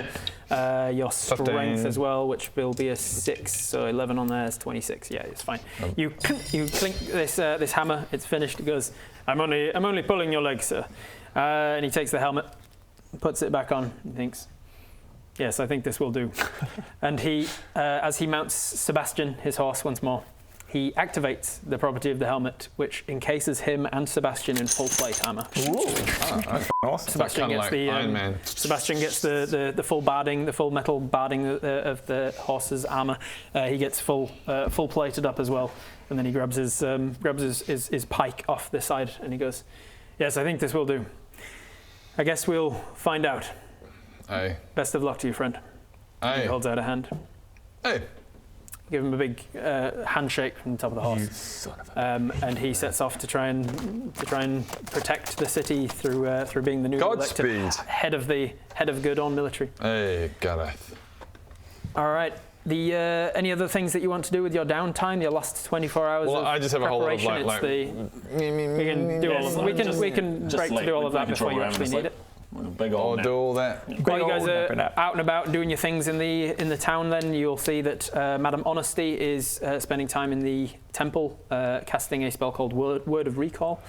You see that Padrick is going around town just mopping up any of the aberrations that may have still been here, or like using the properties of the staff to fix and change things and clear out space and make himself some usable terrain. And Penny is spending most of her time just down here maintaining this spell that's keeping Lakathick at bay. And with that, you get to the end of the day and you go to sleep. You have yourselves a long rest. So you leveled up. Everybody's leveled. Yeah, 17. Your, I still want to your lock tokens my spells and stuff, I think. Refresh. Long rest. Yeah, we'll have time to do that before it's necessary, I think. I assume I don't have these anymore. Long rested. It sometimes asks for. You don't have those anymore. Whoa. True. But Telefek does. And you used 5 last ones to give him 5 last bits of power. Fuck it, I know it's going to power up Telefek. I want to hurt Baradun. It has been. If you'd never eaten that part of that giant, Oh yeah. He wouldn't be the last. that would never. That's all. If I had just saved on a wisdom save when I did, like he was like. No, you did. No, you did save. Oh, I did. If you'd have failed, you'd have ended up like Crazy Bob in Rimming. My max. That would have been funny. My max HP is only increased by 7. Well, 2 levels at it should have increased by much more than that. You had some of his aid maybe that was max HP going up. Oh yeah. Yeah, it could have been the aid on you. Maybe. Don't worry, I will do all of the background stuff to make sure it's all as it should be before you actually need it. First thing in the morning, Baradun, you get a little ding on the door, just waking you up on that final morning. Is this my bath? Is this my wash?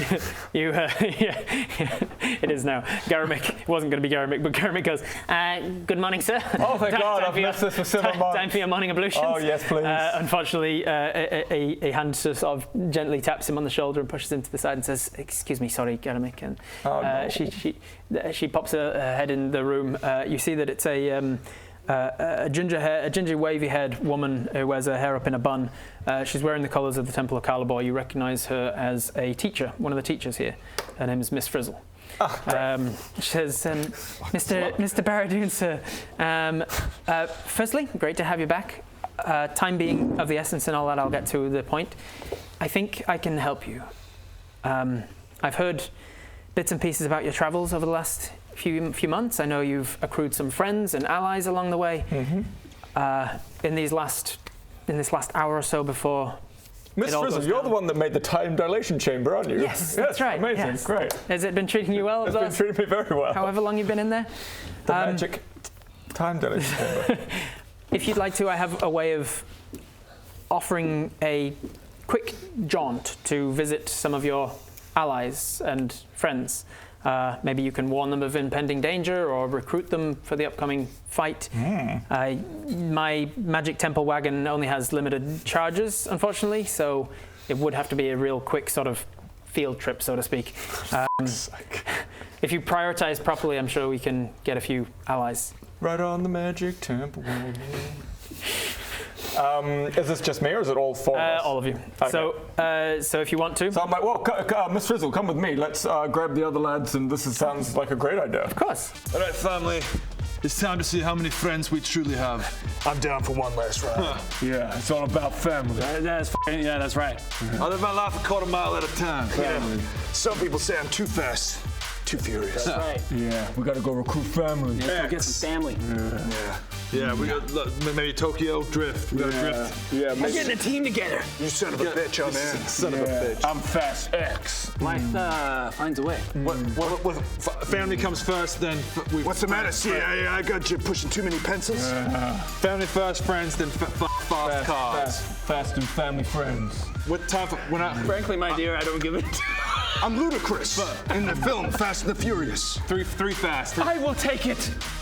You're taking the I'm Hobbit. Tyrese. I will take Fast and the Furious. I will take the ring to Mordor. 3 fast. 3. I'm taking the Hobbit to Isengard. Whoa, I know Kung Fu. They each come around your rooms, your respective rooms. Give me a minute, give me a minute, give me a minute! See, I told you, Bob. I told you. Give me a minute, too. Worth it coming back to the normal realms, you're right. It is better with the flesh. Yes. That's right. So you have limited time in this morning to visit anyone that you feel would be worth either warning of the impending danger to the mortal realms or recruit any help that you feel like there's need? Mechanically, how many? Depends on certain things that end up happening with regards to how your visits to these people turn out. Okay, so we can jump on the magic temple. Prioritize first. Go to the people that you feel is most important, and as you start to run out of time. I feel like going to Zybilna is a really good one. I mean, Sandra, definitely. Sandra. Luckily, she's in Godon, so that's going to be a quick one. Thank God. Can we just swing past my house really quick and just see how that's going? We're going to festering ruins of your house. We're going to do that when we successfully win. Okay.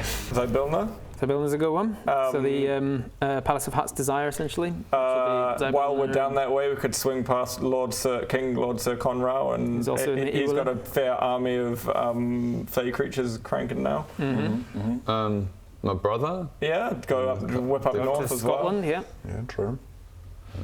I mean, is it cheating going to all of the giants? Going to any of the giants? You can start making your way around. I've got each of these on a list of this Magic possible Skill allies. Dust is like the eagles from Lord of the Rings. Oh, really? It was my opportunity to be like, hey, you're about to potentially go into you are going to go into the final battle of this entire campaign, and some of you very likely might not make it through. Oh. This is the last moment for us to get a montage of the people you've seen along the way. First encounter that frog guy. The frog. That's what I'm saying. King Lord Sir King Lord Sir Conrad, the giant frog. Holy shit! Okay, and he's been leveling up since we've been away. He's what? I mean, can we get these people to help us? Yeah, that's I'm not going to tell you the details of it, but because you don't know in game. But what you do know in game is it's good to have allies, and it's bad to not have allies. Each one. Yeah. Let's go. There is a mechanic in this final coming fight. There is a mechanic based on how many allies and friends you've got. This is literally going to be the Avengers Endgame, like CG that is required for this. I like the idea going to your brother, going to the 5 families. Well, 4 families is probably a good idea as well. And do we have a limit to how many places we can go? The limit is time, so that's why she's saying prioritize. Yeah. Like you're like an hour before it all happens. Well, first so you go to the ones that are most important, and then we're going to do some rolls and checks and things, and then based on that, we'll see if you can get time for another one. My brother, likewise. And the dude Frost. Well, I mean, how good is he? Like, He was pretty good monk. He's a very strong monk, yeah. oh, was he? I can't remember. It was by blind luck that I shouldn't have won that fight. Yeah, right. He has been leveling up in monk since then, but there's also the other people of Scotland, and it's not always just about recruit most powerful allies. It might be about story purposes, like who do you want to warn that you're about to destroy the world? Because like a Dark Lord coming through here, it's not localized to Gurdon. The world I think we prioritize. Yeah, we go Zybilna because it's nearby in the grand scheme of things. The 4 families, 5 families, and then your brother. I want to bring Balin. And Balin. I want to bring Balin. He walks through Gurdon. He can just turn up as part of his route. Do we want to? The giants are pretty fucking powerful and cool. Surely they're going to just. They're very aware of all this. They're going to be like, we've seen the Storm Giants most recently as well. Cool. I'll say the Storm Giants are already aware of all of this is going down, and they are all already accounted for in the the Order, for instance. The Order, the Storm Giants, they're already accounted for. The Fire Giants would not be. You would need to warn them or recruit them. Countess Vazagri, if you wanted her help, you'd need to recruit her. If you want to roll an intelligence check, I can tell you of anyone that you may have forgotten. Yes, please. Yes, please. Give me an intelligence check, see if you can think of anybody else that may be of use to you. 16 plus. I'm not going to help us today. 16 plus 5. 15 minus 1. 8 plus 0. 16 9 plus 5, so 21. Baradun. You race through your mind of thinking who could be useful. You think of the Rangers Guild, the Druids, Vanessa, and Alfie. That would all be accounted for in one, essentially, in the Rangers Guild. You think of Scotland with Roger, Sharon, Aaron, and Grin, who would also be Grin up there as well. Oh, fucking Grin! Yeah. Hamish's character. You think of going to Iwilin, where you've got Conrau, the frogs, the Bullywugs, all of the things that Conrau's leading, but also Hunkith, the unicorn. That is that you've met. Is that also packaged with? That would be just Iwilin, because they're in a different. Iwilin's the size of a continent, and they're in a different thing. The Palace of Hutt's Desire would be Zybilna, Kettlesteam, and the Jabberwock. Cancun! Yeah, the Jabberwock, Zybilna, and Kettlesteam if you go to the Palace of Heart's Desire. You think of Tule, which would be the Blade Songs, Clem, Anna, and the Elven University. You think of the 5 families, excluding the Silwins, the Sandanas, the Eldrins, the Phantasmos, and the Ladderkeeps. What did you get? 21? I'll say also there, you remember as well that while being in the Thillivan Islands, you could, if you had the money for it, go to a very expensive fishlish place that granted Hero's Feast if you partook in the expensive fish. What does Hero's Feast do again? Hero's Feast is a high-level spell that gives you extra max hit points. It gives you immunity to being charmed. It gives you advantage on all wisdom saves. Immunity to poison. Oh, that could be really good. It's a 4 fishlishes. It's a spell that is designed to be expensive to cast, but you do it in preparation for a massive fight like So this. yeah, oh, sorry, continue. So the 4 families, you think of the Kuznesh, which is the Kuznesh fire giants, and I would tie in Baroness Valzagri as part of that as well. Dirk. Is dead. Dirk is dead. Remember the whole locket thing? You made him kill himself? Remember how you killed him? Did we see the ghost of him? Yeah, you didn't see the ghost. You killed the ghost. You killed him twice. We kind of killed him twice. I know who we should go and get first. Yeah. Who? Dirk. Oh! You remember Dirk? Yeah. Do you remember Dirk? Yes. Bodger. I don't know that you do. Yes, I do. I tried to help him. In your memory, what happened to Dirk? I was like, hey, I know things are difficult. This lock. You remember the locket thing, right? The locket thing. And do you remember his reaction to the locket thing? Yeah, he was super grateful because I was trying to help him. I was his Do you only remember friend. where we found him? What? No. I'll give you a hint. There was a tree. Yeah. Big old rope. There was some rope. Yeah, he was sweet. I'll give you one more clue. Oh, is His feet were a fair few feet off the ground. it ringing any bells? You pushed him towards something.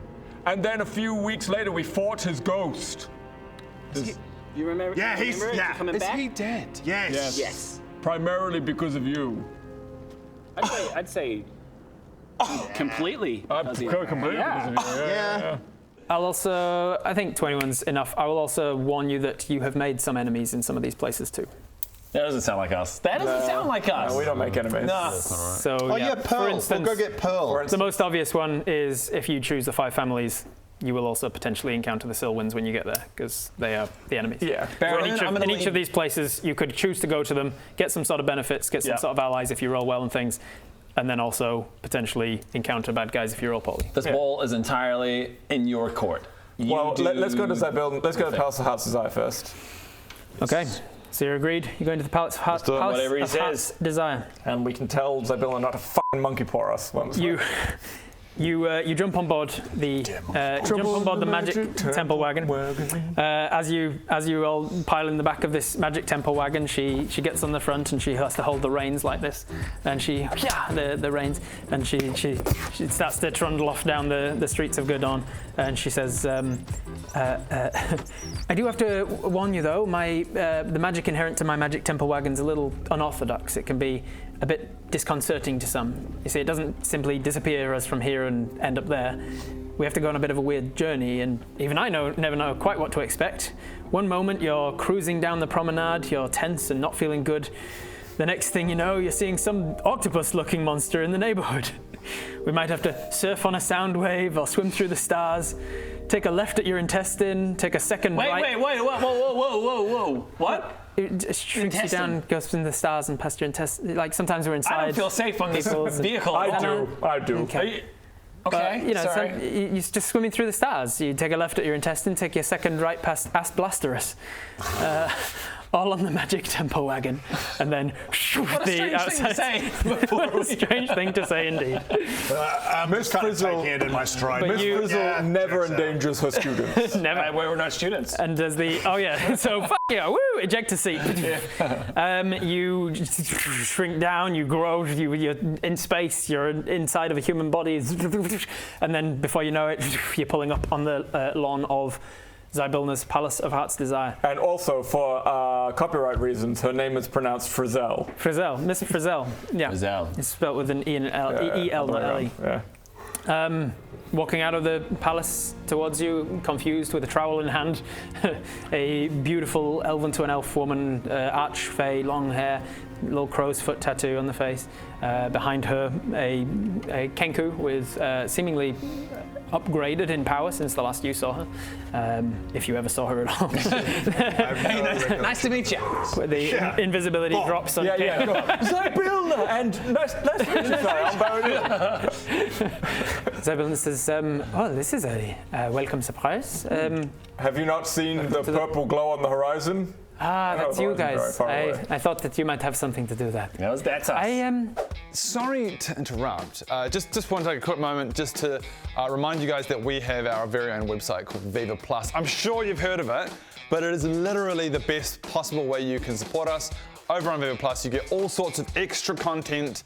You probably know this, but we are gonna harp on about it for the rest of time.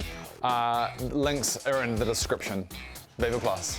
I felt a little surge recently, as if my sister had been passed. Yes, we killed Enderlin. I see. We're literally, oh my god, the amount of times we accidentally nearly killed you. All right, that's what I kept feeling. I feeling my ears were burning, and I was like, I feel like mortal danger is impending. Like Which reminds me, Shing is the plan. No, that's that we fixed that. What can I do for you? Oh god, what's the name? Lekathek is an hour away from coming through in the model to the model realm in Gordon, and the Order of the Weave are holding him back, and we're about to go back and fight him. We need all the help we can get. I know we still have a wish from you, but any other help you can give would be much appreciated. I see.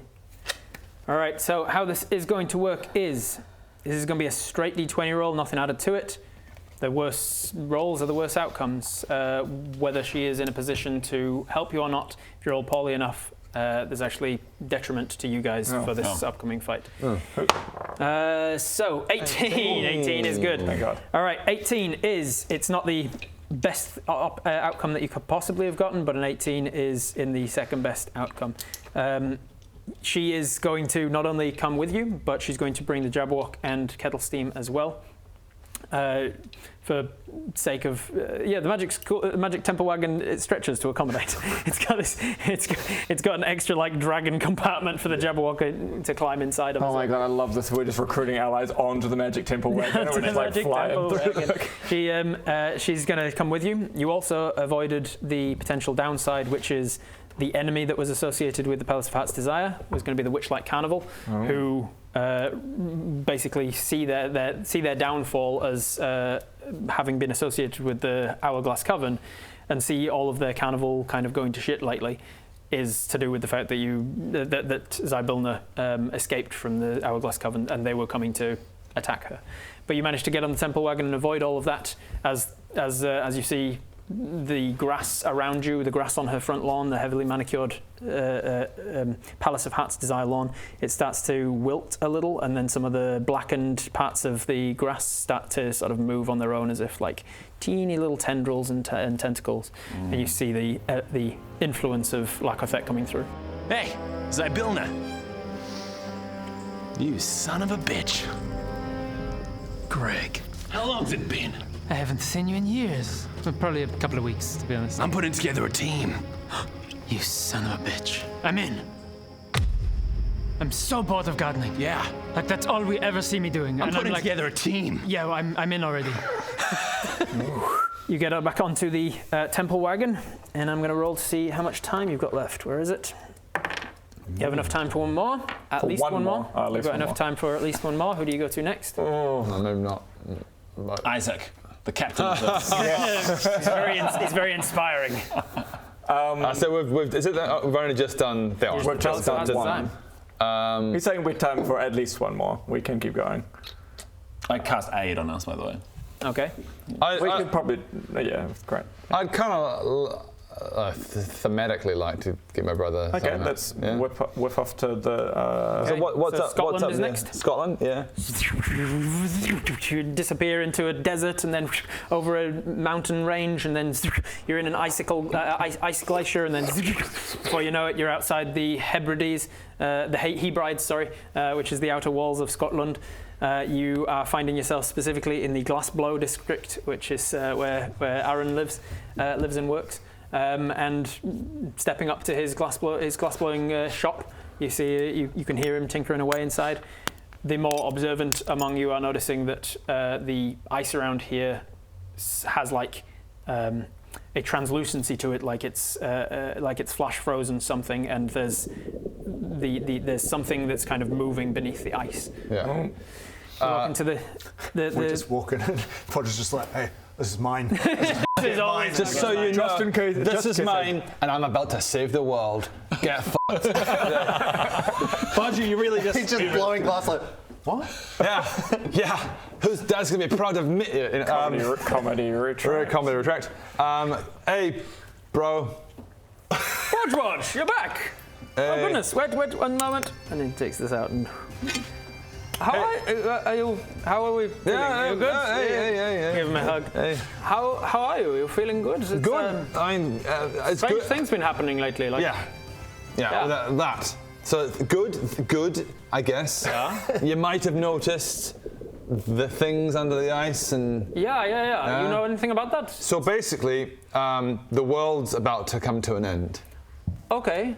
This sucks. Give me I think Mother and Father should be here for this. They are visiting, coincidentally. Perfect timing. Perfectly timed. They are visiting at the moment. Let me go and grab them. Chances of that. That's crazy. And also, there's a dragonborn here. There's also So I've got a customer. Sorry, I'll be with you in one moment. He says to a dragonborn that's standing in the corner. No problem. He turns around.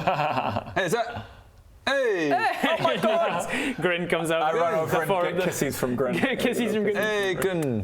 He gives you all kisses. I feel like you probably know something about this, right? Do I need to explain all this? I feel like the world's been... Very quick model. What other patrons do we have here, by the way? Are there patrons in the shop? Before we jump into it too much, we'll see how this interaction goes, whether it works out in your favor or not.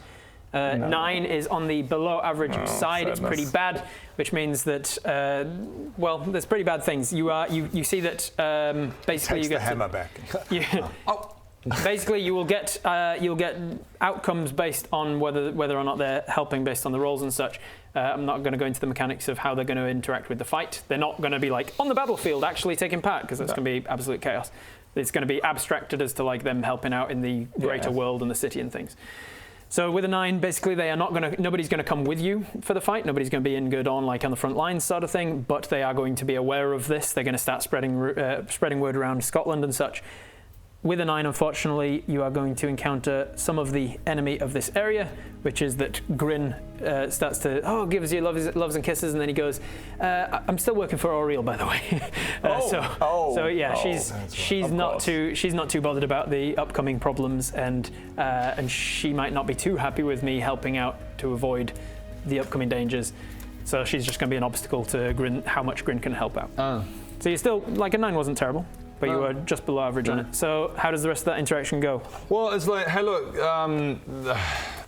I explained further about the world's kind of in peril, and as much as I explain all that. And we've got North problems. Look, at the end of the day, look, this could be the destruction of the world.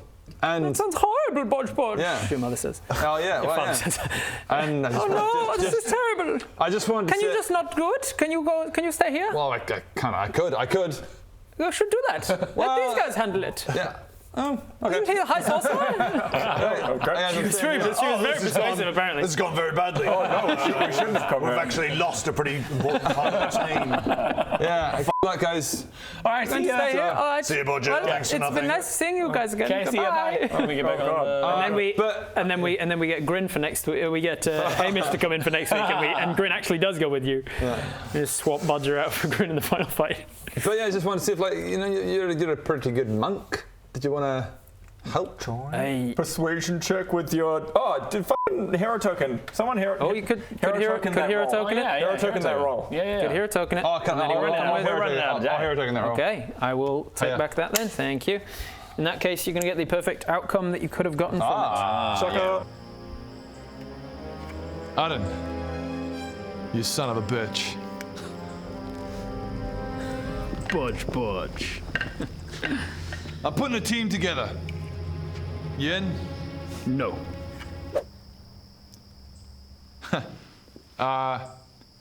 Hero Truckin.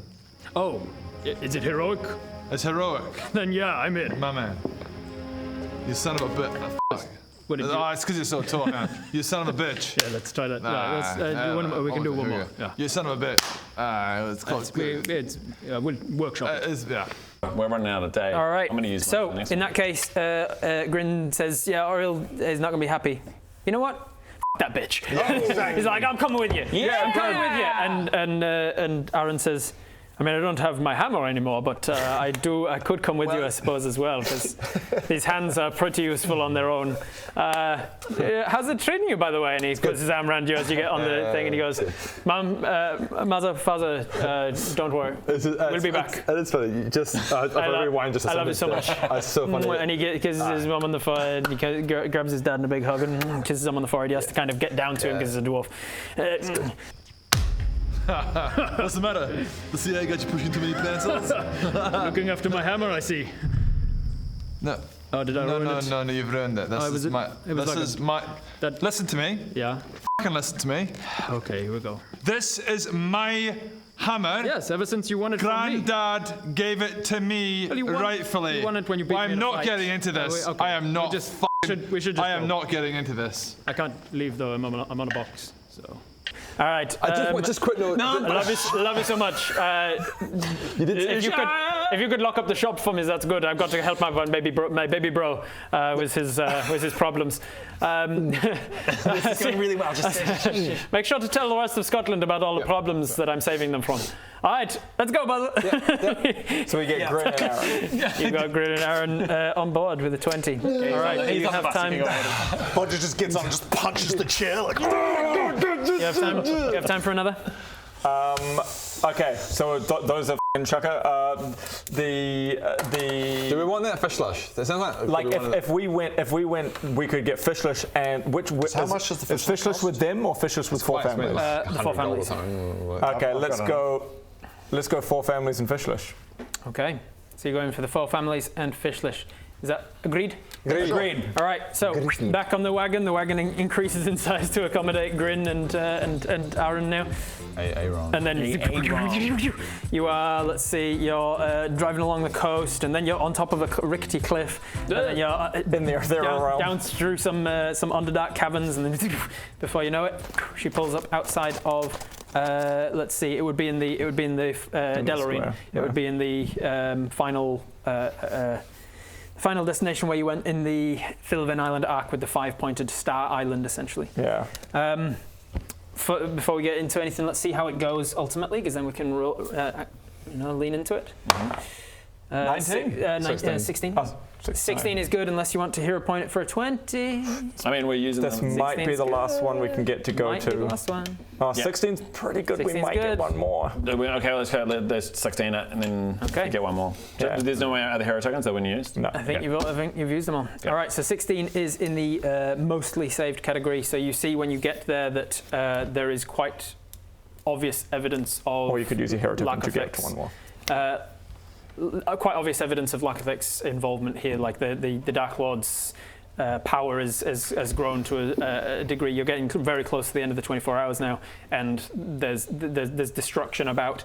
The Phantasmo house was already kind of a mind-bendy thing to look at because they were showing off about all of their innovative magical designs and things. It was upside down and four-dimensional, if you remember, and it was all sorts of weird stuff. And we go back, we've come back to stay! Like, oh God, no! Did you top up your milk? Yeah. Oh no! Jokes, joking. I prefer tentacles, to be honest. Joking. Way worse. The world's ending. Yeah. So way worse. Right. That is much worse. The Dark Lord that we were telling you about when we were here last is we've finally defeated all of his patrons, and he's coming through to destroy Azerim, and we need to stop him. I see. Well, Zaza should go with you. Zaza's like, oh, Father, do I have to? He's like, no, you definitely need to go with you. So Zaza's going to join you with 16. Let's see who else. I think basically one person from each family with that one. The Laddergeeps, Lorna Laddergeep will come with you. Brit's character from the Isolation games. So we've got Zaza, we've got Ladageeps, we've got the Sandanas and Eldrins. I'd have to look back onto my notes to see who's from those is probably best to come with you. But Owen Sandana maybe. Oh no, he's the big fat guy.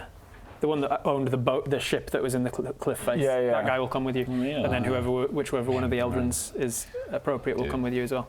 And then while they're like, you arrived just in time for dinner. We've got a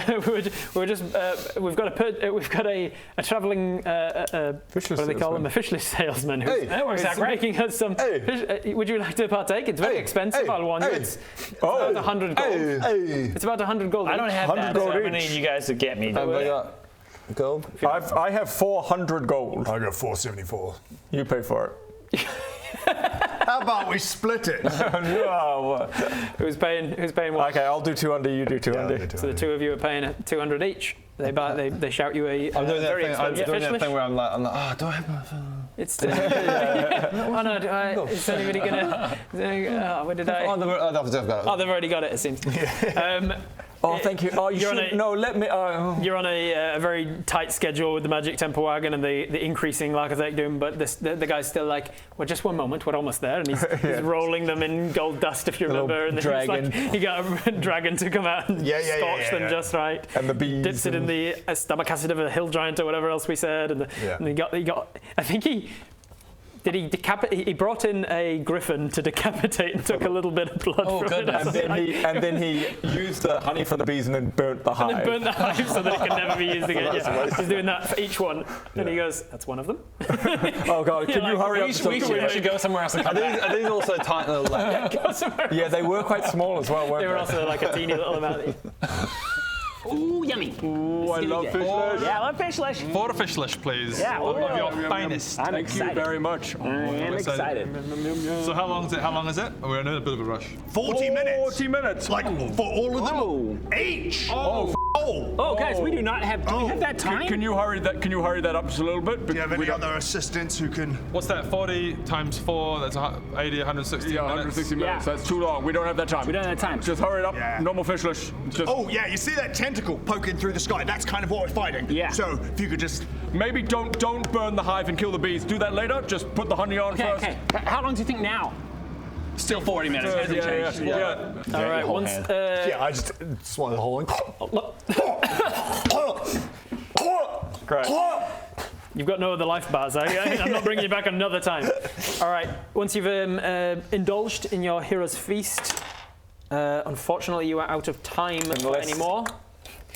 Thankfully, you managed to squeeze in enough time for one more. Now, who's next? There's like a couple of options. We either go and see your family, we're nearby. The Blade Songs. Or which also gets us Clem and Clem's mother, or we go to the giants, which gets us the fire giants and the cloud giants. Yeah, your remaining options your remaining best options. There's plenty of other people you could visit that I kind of just ignored because they weren't as important, like they weren't big characters in the game so far.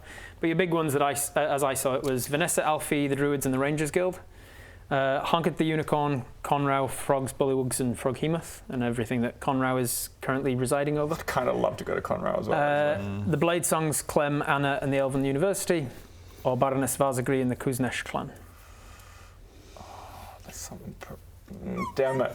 You only have the time for one more. Who's going to be the most important to warn and or? I mean, warning the giants. Because anybody you don't warn as well might be in for a rough awakening when in like 10 minutes when Larkathek comes through. Froggy? For the gag, I kind of want him. Yeah, I think for the gag? Kind of want For the lols. The Blade Songs would be fine. Yeah. I mean, it's good that you say that because the unicorn's pretty useful against things like Celestials are good against that. That's taken into account. Also, the thing that you didn't have with any of the others. Yes, you've got powerful things like a Jabberwock and a very good monk and stuff.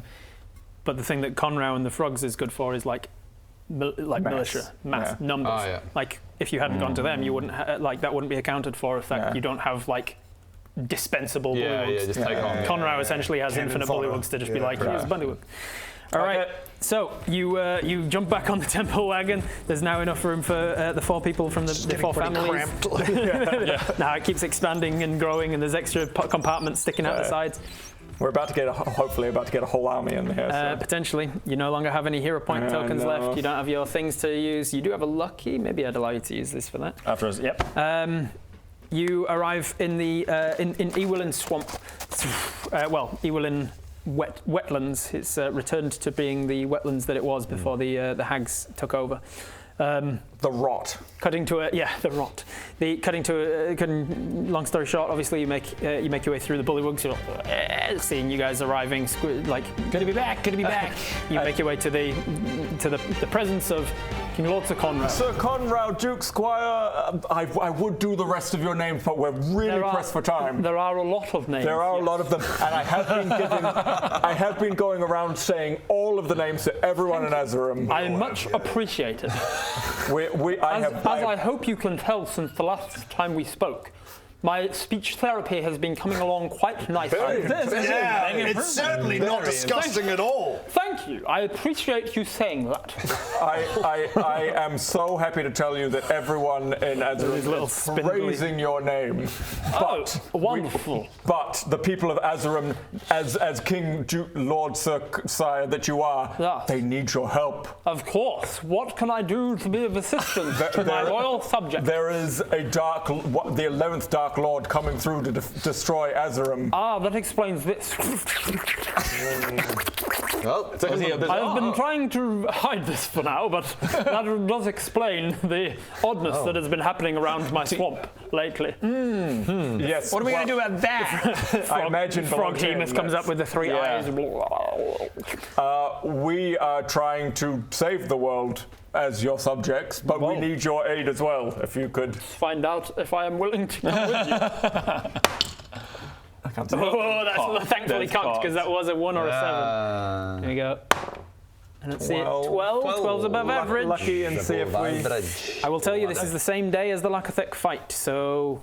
Right after this, you will be going back, and Lakathi's coming through. We end there to start next time. So, and we've got our wish. Maybe we use a wish to get Lord Conrad. Okay, fuck it. Let's. lucky? Yeah, sure. 1. What is it? Wait, before you do this, is it the new roll? It's either one. Okay. 8. Damn it. Man, you're lucky. 12. Not lucky. Okay, so with a 12, there is semi-complications here. It's still above average, so it's still good. Where am I? There I am. Ewelin. The enemy approaches to start preventing some of them coming with you. The enemy of this location was Agden Longscarf and the Harangon Brigade, the rabbit folk that you met that tried to mug you. You gave them a mask to appease them. You then later stole the mask back and told them that you'd stolen the mask back. You had like an altercation. It did not go well. And also they're bringing with them a leashed beast, a previously shunned bandersnatch. So they came along just as you're trying to recruit all of these new folk. Honkith is also there and is like, oh, hello guys, nice to see you again.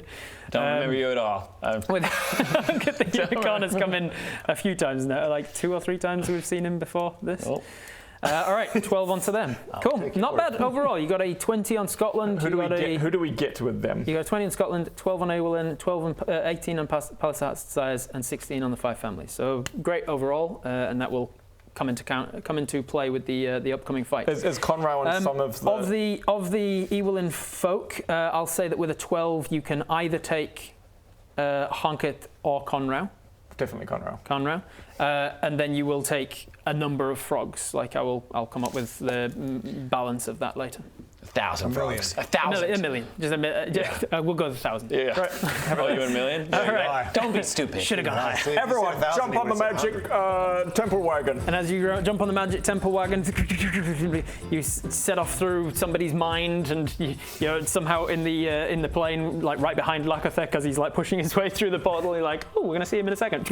You're in the life plane with through the tree of life, where you became a cleric. And before you know it, you're back in Gurdon, and not only that, but you are in the top of the promenade near the city wall, castle walls near the Temple of the Light, and you have your final moments of preparation. I gave everybody 15 HP, by the way. So that's all is that it is. 15?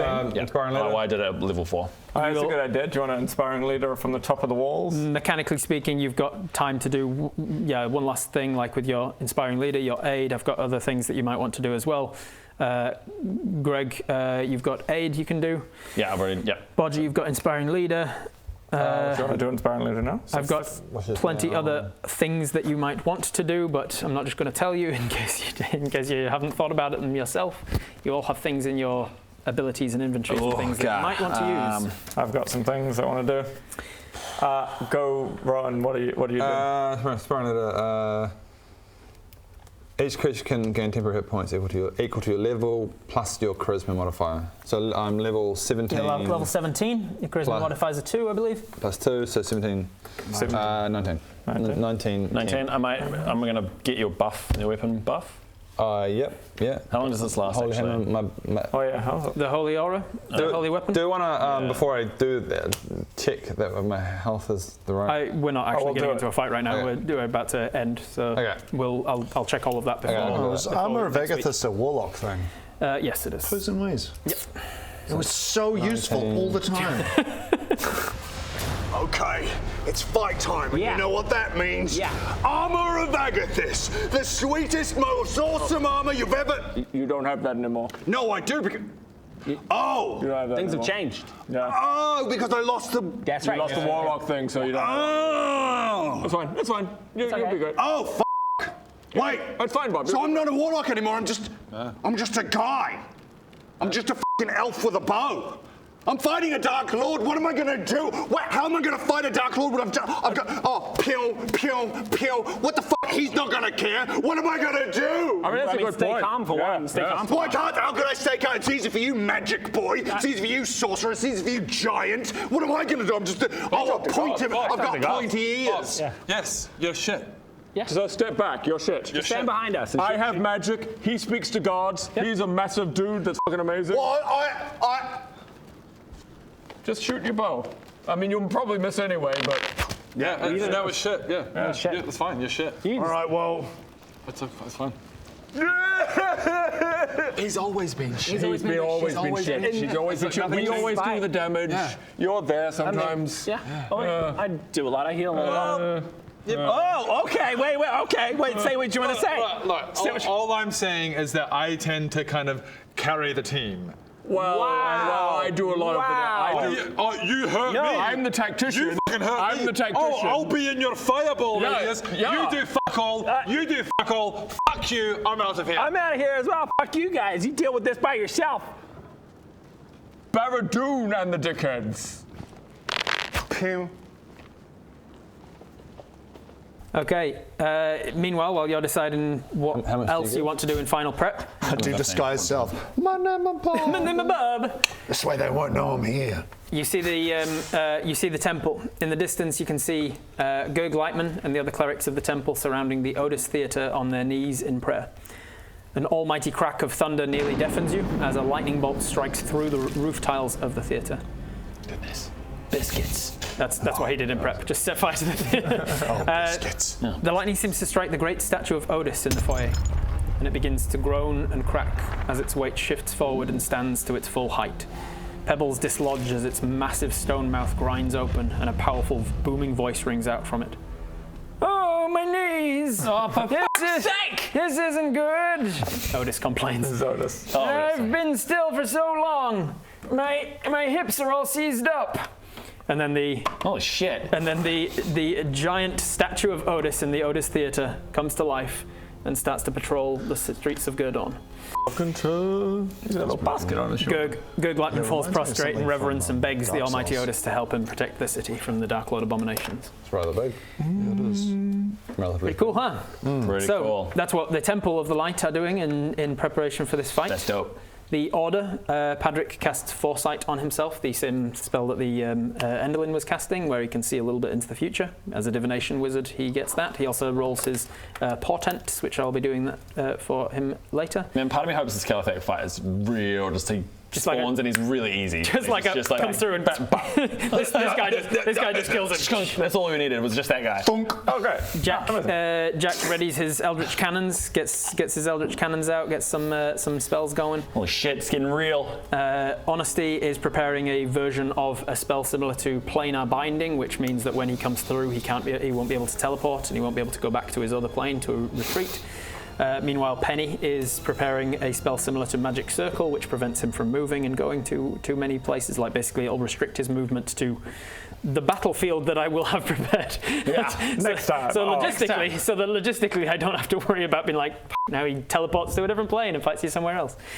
And then Laethil, meanwhile, realizes that the whole point of Lakathet coming through is to kill him, so he needs to not be here. Yeah. So he is going to take on the role, as kind of is his duty as High Sorcerer as well. He's going to head to Castle Blackmoor to protect the King and the Queen. Good. And they tell you that their preparations should lock him in place once he's on the plane, preventing him from teleporting or moving. And they wish you well. And the order start to spread out around the city. Anything else that anyone else wants to do? Is there any point doing quick save scroll? Do the quick save scroll. Is there any point in actually starting my, so it doesn't have to be an action later, rage now? Absolutely. Rage now? You rage. Frenzy rage now? You go into a frenzy rage. Do you want to element your hammer? Element hammer, yeah. Which element are you using? Give me a clue. Anything useful? Give you a clue. Like, fire, probably. This is not the final best. battle of a 5-year campaign. If this is not an opportunity for me to stop holding your hand, I don't know what is. You need to fucking learn how to D&D, because if you die in this fight, you all die. You're so mean. If there has ever been a moment when plot armor removal is appropriate, it is the final fight of the entire campaign. You are on your own. I'll go. Don't go acid or fire. I'd go like storm or thunder. Thunder damage. All right. And where are we right now? You will be at the top of the promenade in Gurdon City, near the castle walls, near the Temple of the Light. It's just about to happen? It's just about to start? Oh yeah, you can see that tears in space are opening this and feels like tentacles are coming through. Great time for a quick save. Okay, I'm finally going to do it. I'm finally going to use the quick save. Oh, you bring out the scroll? You see Baron's eyes kind of widen and go. Okay, and this is like, thank God. Before I do this, I'm so glad before I we've do got that. this, can I just say thank God? Thank God. Because this just saves us. We can just quit. All right, before we start, guys, I've got the quick save scroll. Right, of course. Thank goodness for that. That puts me at ease. Yes, exactly. We can rely on that. Like, I don't know how we'd get through this battle without that. I'd be shitting myself if we didn't have this. Absolutely. Because think about it. If everything goes wrong, which it probably will, we can quick load and do it again. Yeah. Exactly. Hey. Absolutely life-saving. We can try. We'll try our best this time.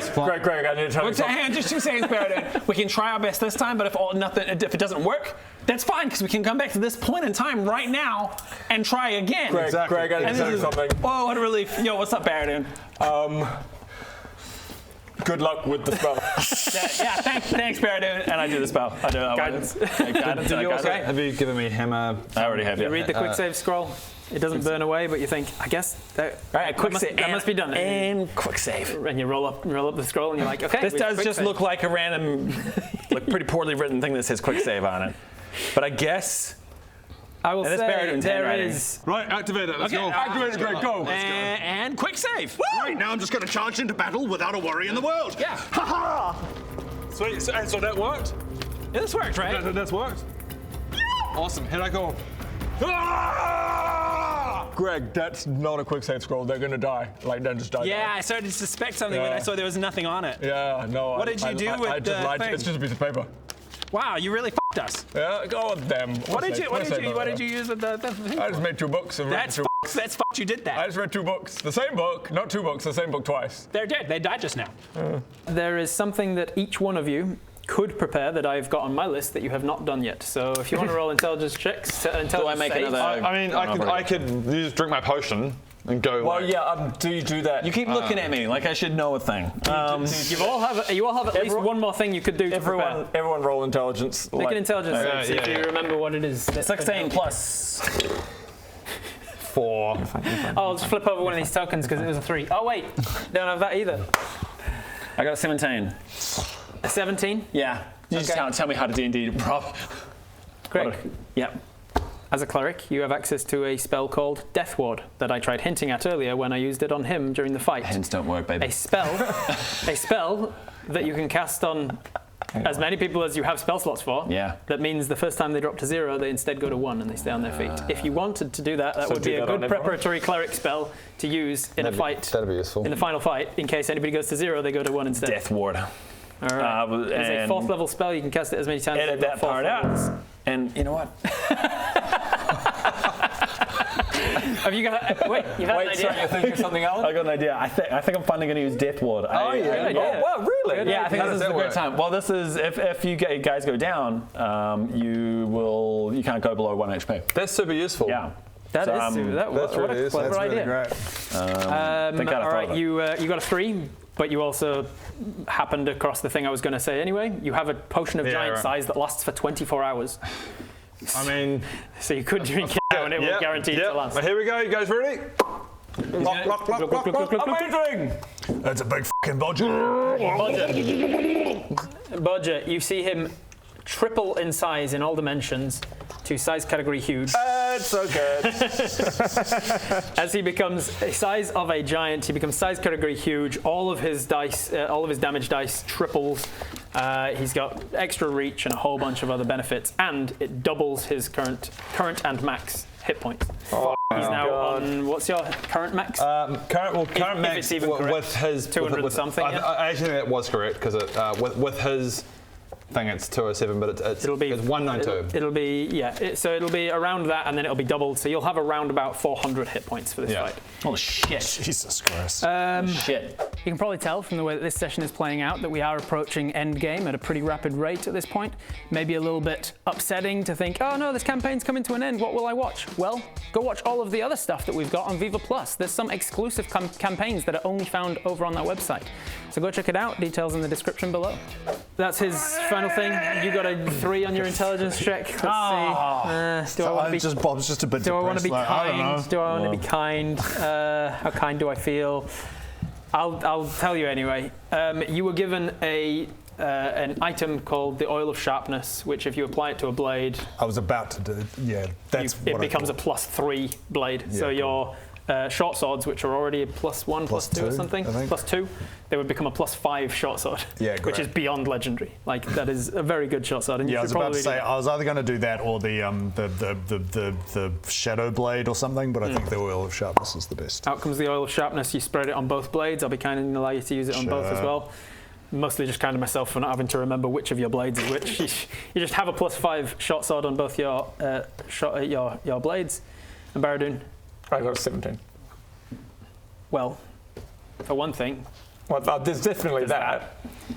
And then there's also that thing you were working on with the tinkering of the 2 spells. Okay. If you wanted to use it now, you could. Are we about to find out what the f***ing spell is? Are you just going to say it's a f***ing spell again? Let's do the other thing first. The other thing first. Okay. Okay. So I've been tinkering with animate objects to see if I can do bigger objects. You know how I can just make an object come to life. I've been tinkering with that, and I've been tinkering with my draconic spirit. And I turn over to one of the smaller castles next to Castle Blackmore. That's definitely been evacuated because. Oh, yeah. Oh yes. So there is a castle. There is a castle nearby, obviously. In the middle, so obviously a larger. Yeah. No, that's tiny. There's a. This is not the scale of the master. It sounds like my hand. This guy. This is a castle for ants. This guy would probably be about this size, just for reference. So like this guy is this guy. That's the scale we're looking at. Okay. So he looks over to a castle. So I turn over to a castle and just go. He expends quite a bit of energy, his magical energy, casting. As a wild magic sorcerer, combining the 2 elements in the way that sorcerers often do, casting spells in ways that even wizards can't get their head around doing. He manipulates his spell to combine the elements of animate objects and summon draconic spirit, and part of the castle seems to come apart and animate. What the f***? A gigantic castle dragon is conjured from nearby. And this one won't be shit. And takes to the sky. He still does 2d6 damage. So sorry, is this what you've been working on, or No, this isn't a secret thing? This is a separate thing. And as this animated castle dragon takes to the skies to patrol the nearby area, the final thing you do. Everyone in your head around you, echoing from the castles from all of Gurdawn. Everyone hears it, rising up from the ground, coming down from above, coming from inside you here. Oh, mate! Look to my coming on the first light of the fifth day. At dawn, look to the east. You ruined it. Jeffs! Assemble! Wait, plural? And with this moment, 226 Jeffs. Permanent Jeffs. You see 226 You see, permanent if you Jeffs. cast Major Image, an illusion spell that he's had for the longest time, if you cast it at level 6 or above, it does not require concentration and lasts until dispelled. It's a permanent image, and he has been casting it every time he gets to the end of a long rest or the end of a day when he has 6th level spell slots or above left over. He uses it to cast Jeff as a permanent image, but he can also change the nature of the image at will and have them basically follow him around as a bonus action. Or be elsewhere. And so he has made the illusion of them just being invisible and about 60 feet below the ground. My brain. And he has just been collecting an army of illusionary Jeffs that now start to raise up out of the ground like ghosts. They're coming out of doors, they're opening doors, they're opening balconies, they're leaning out with their bows. They're coming over the top. They're coming over the tops of. Hey Bob, they're coming over the tops of rooftops. Is the only way to get rid of the Jeffs kill Baradone? Yes. We turn on Baradone. So recently, when he was begging you, saying, "Please don't do it, Greg," you were very close to using your divine intervention to just make Baradone forget that Jeff existed. Yeah. And me and him looked at each other like, "Uh-oh." I did. I said, please don't do it. Do you know what? I guess it's handy. And so we're going to have an army of Jeffs in the fight. How many was it? It's going to be annoying as hell. The whole next day of campaign. How many was it? 226. 226. Illusionary Jeffs. Yes, thank you. An army of Jeffs going, oh, crikey. Oh, hey, mate, God, bloody dingo over there. They take to the field, and you turn your attention instead to the castle walls. And me and Greg just look at each other. So we're on Calathak's side now? Yeah. I'm tempted. If you jump over there, I'll follow you. Wherever you go, I'll follow. At long last, the 24-hour hallow comes to an end. Even the abjurative arcana of the strongest spellcasters in Azerim must inevitably fail against the will of a being such as a Dark Lord. And so as the spell ends, you find yourself standing amid the deserted city of Gurdawn, awaiting what might prove to be your final moments. But at least you don't have to wait long. The eerie dead silence of the morning dawn and the 227 Jeffs is... The Jeffs followed this... You followed this castle dragon up. Something way more epic. There's lots of Jeffs. Imagine the ghosts behind Aragorn rising out of the ground, but all Jeffs. But yeah, no, that's the image worst. The worst. You've ruined it. And then like all of the portals by Doctor Strange, but it's Jeffs coming through. The Jeffrey. Crikey. You know what it is? It's 5 years of campaign building to this. That's what's triggering me. The eerie dead silence of the morning dawn is broken by an uncomfortable infrasound, a rumble so deep that you feel it rather than hear it. Your intestines start to feel like everything's ruined because I now picture this bunch of Jeffs going, whoa, big epic crikey. Whoa! Crikey! Greg, we're back! Yes. I'm having a bomb It's Jeff and Greg back together again. We're here for you, Greg. Come on, let's do it. You've ruined this. You understand that? You've ruined this. I've made it the best it could possibly be, Greg. No, it was going to be epic, and you've ruined it. All of us together. Come on, Greg. We're here for you, mate. We can do it. We're all here for you. It's going to be the best time. Greg and Jeffs. Yeah. Greg and Jeffs. Yeah. Sorry, carry on. Hell. Your intestines feel like they're being squeezed arrhythmically. Your chest cavity compresses. The ground tremors and eyes begin to appear in reality, offering brief windows to a realm you hoped never to see any closer. Our vision starts to get engulfed into one of these tears in space, and it reemerges in another part of the world. The people of Goodhead, Dugan's Shaft, West Haven. You see an ice tower with the remnants of an exploded Yaris Goldhorn on the icy front lawn. You see these tentacles emerging and wrapping themselves around the tower and crushing it into pieces. You see the people of Scotland thankfully warned. They are putting together a militia, and armies are starting to run to the bells to warn people.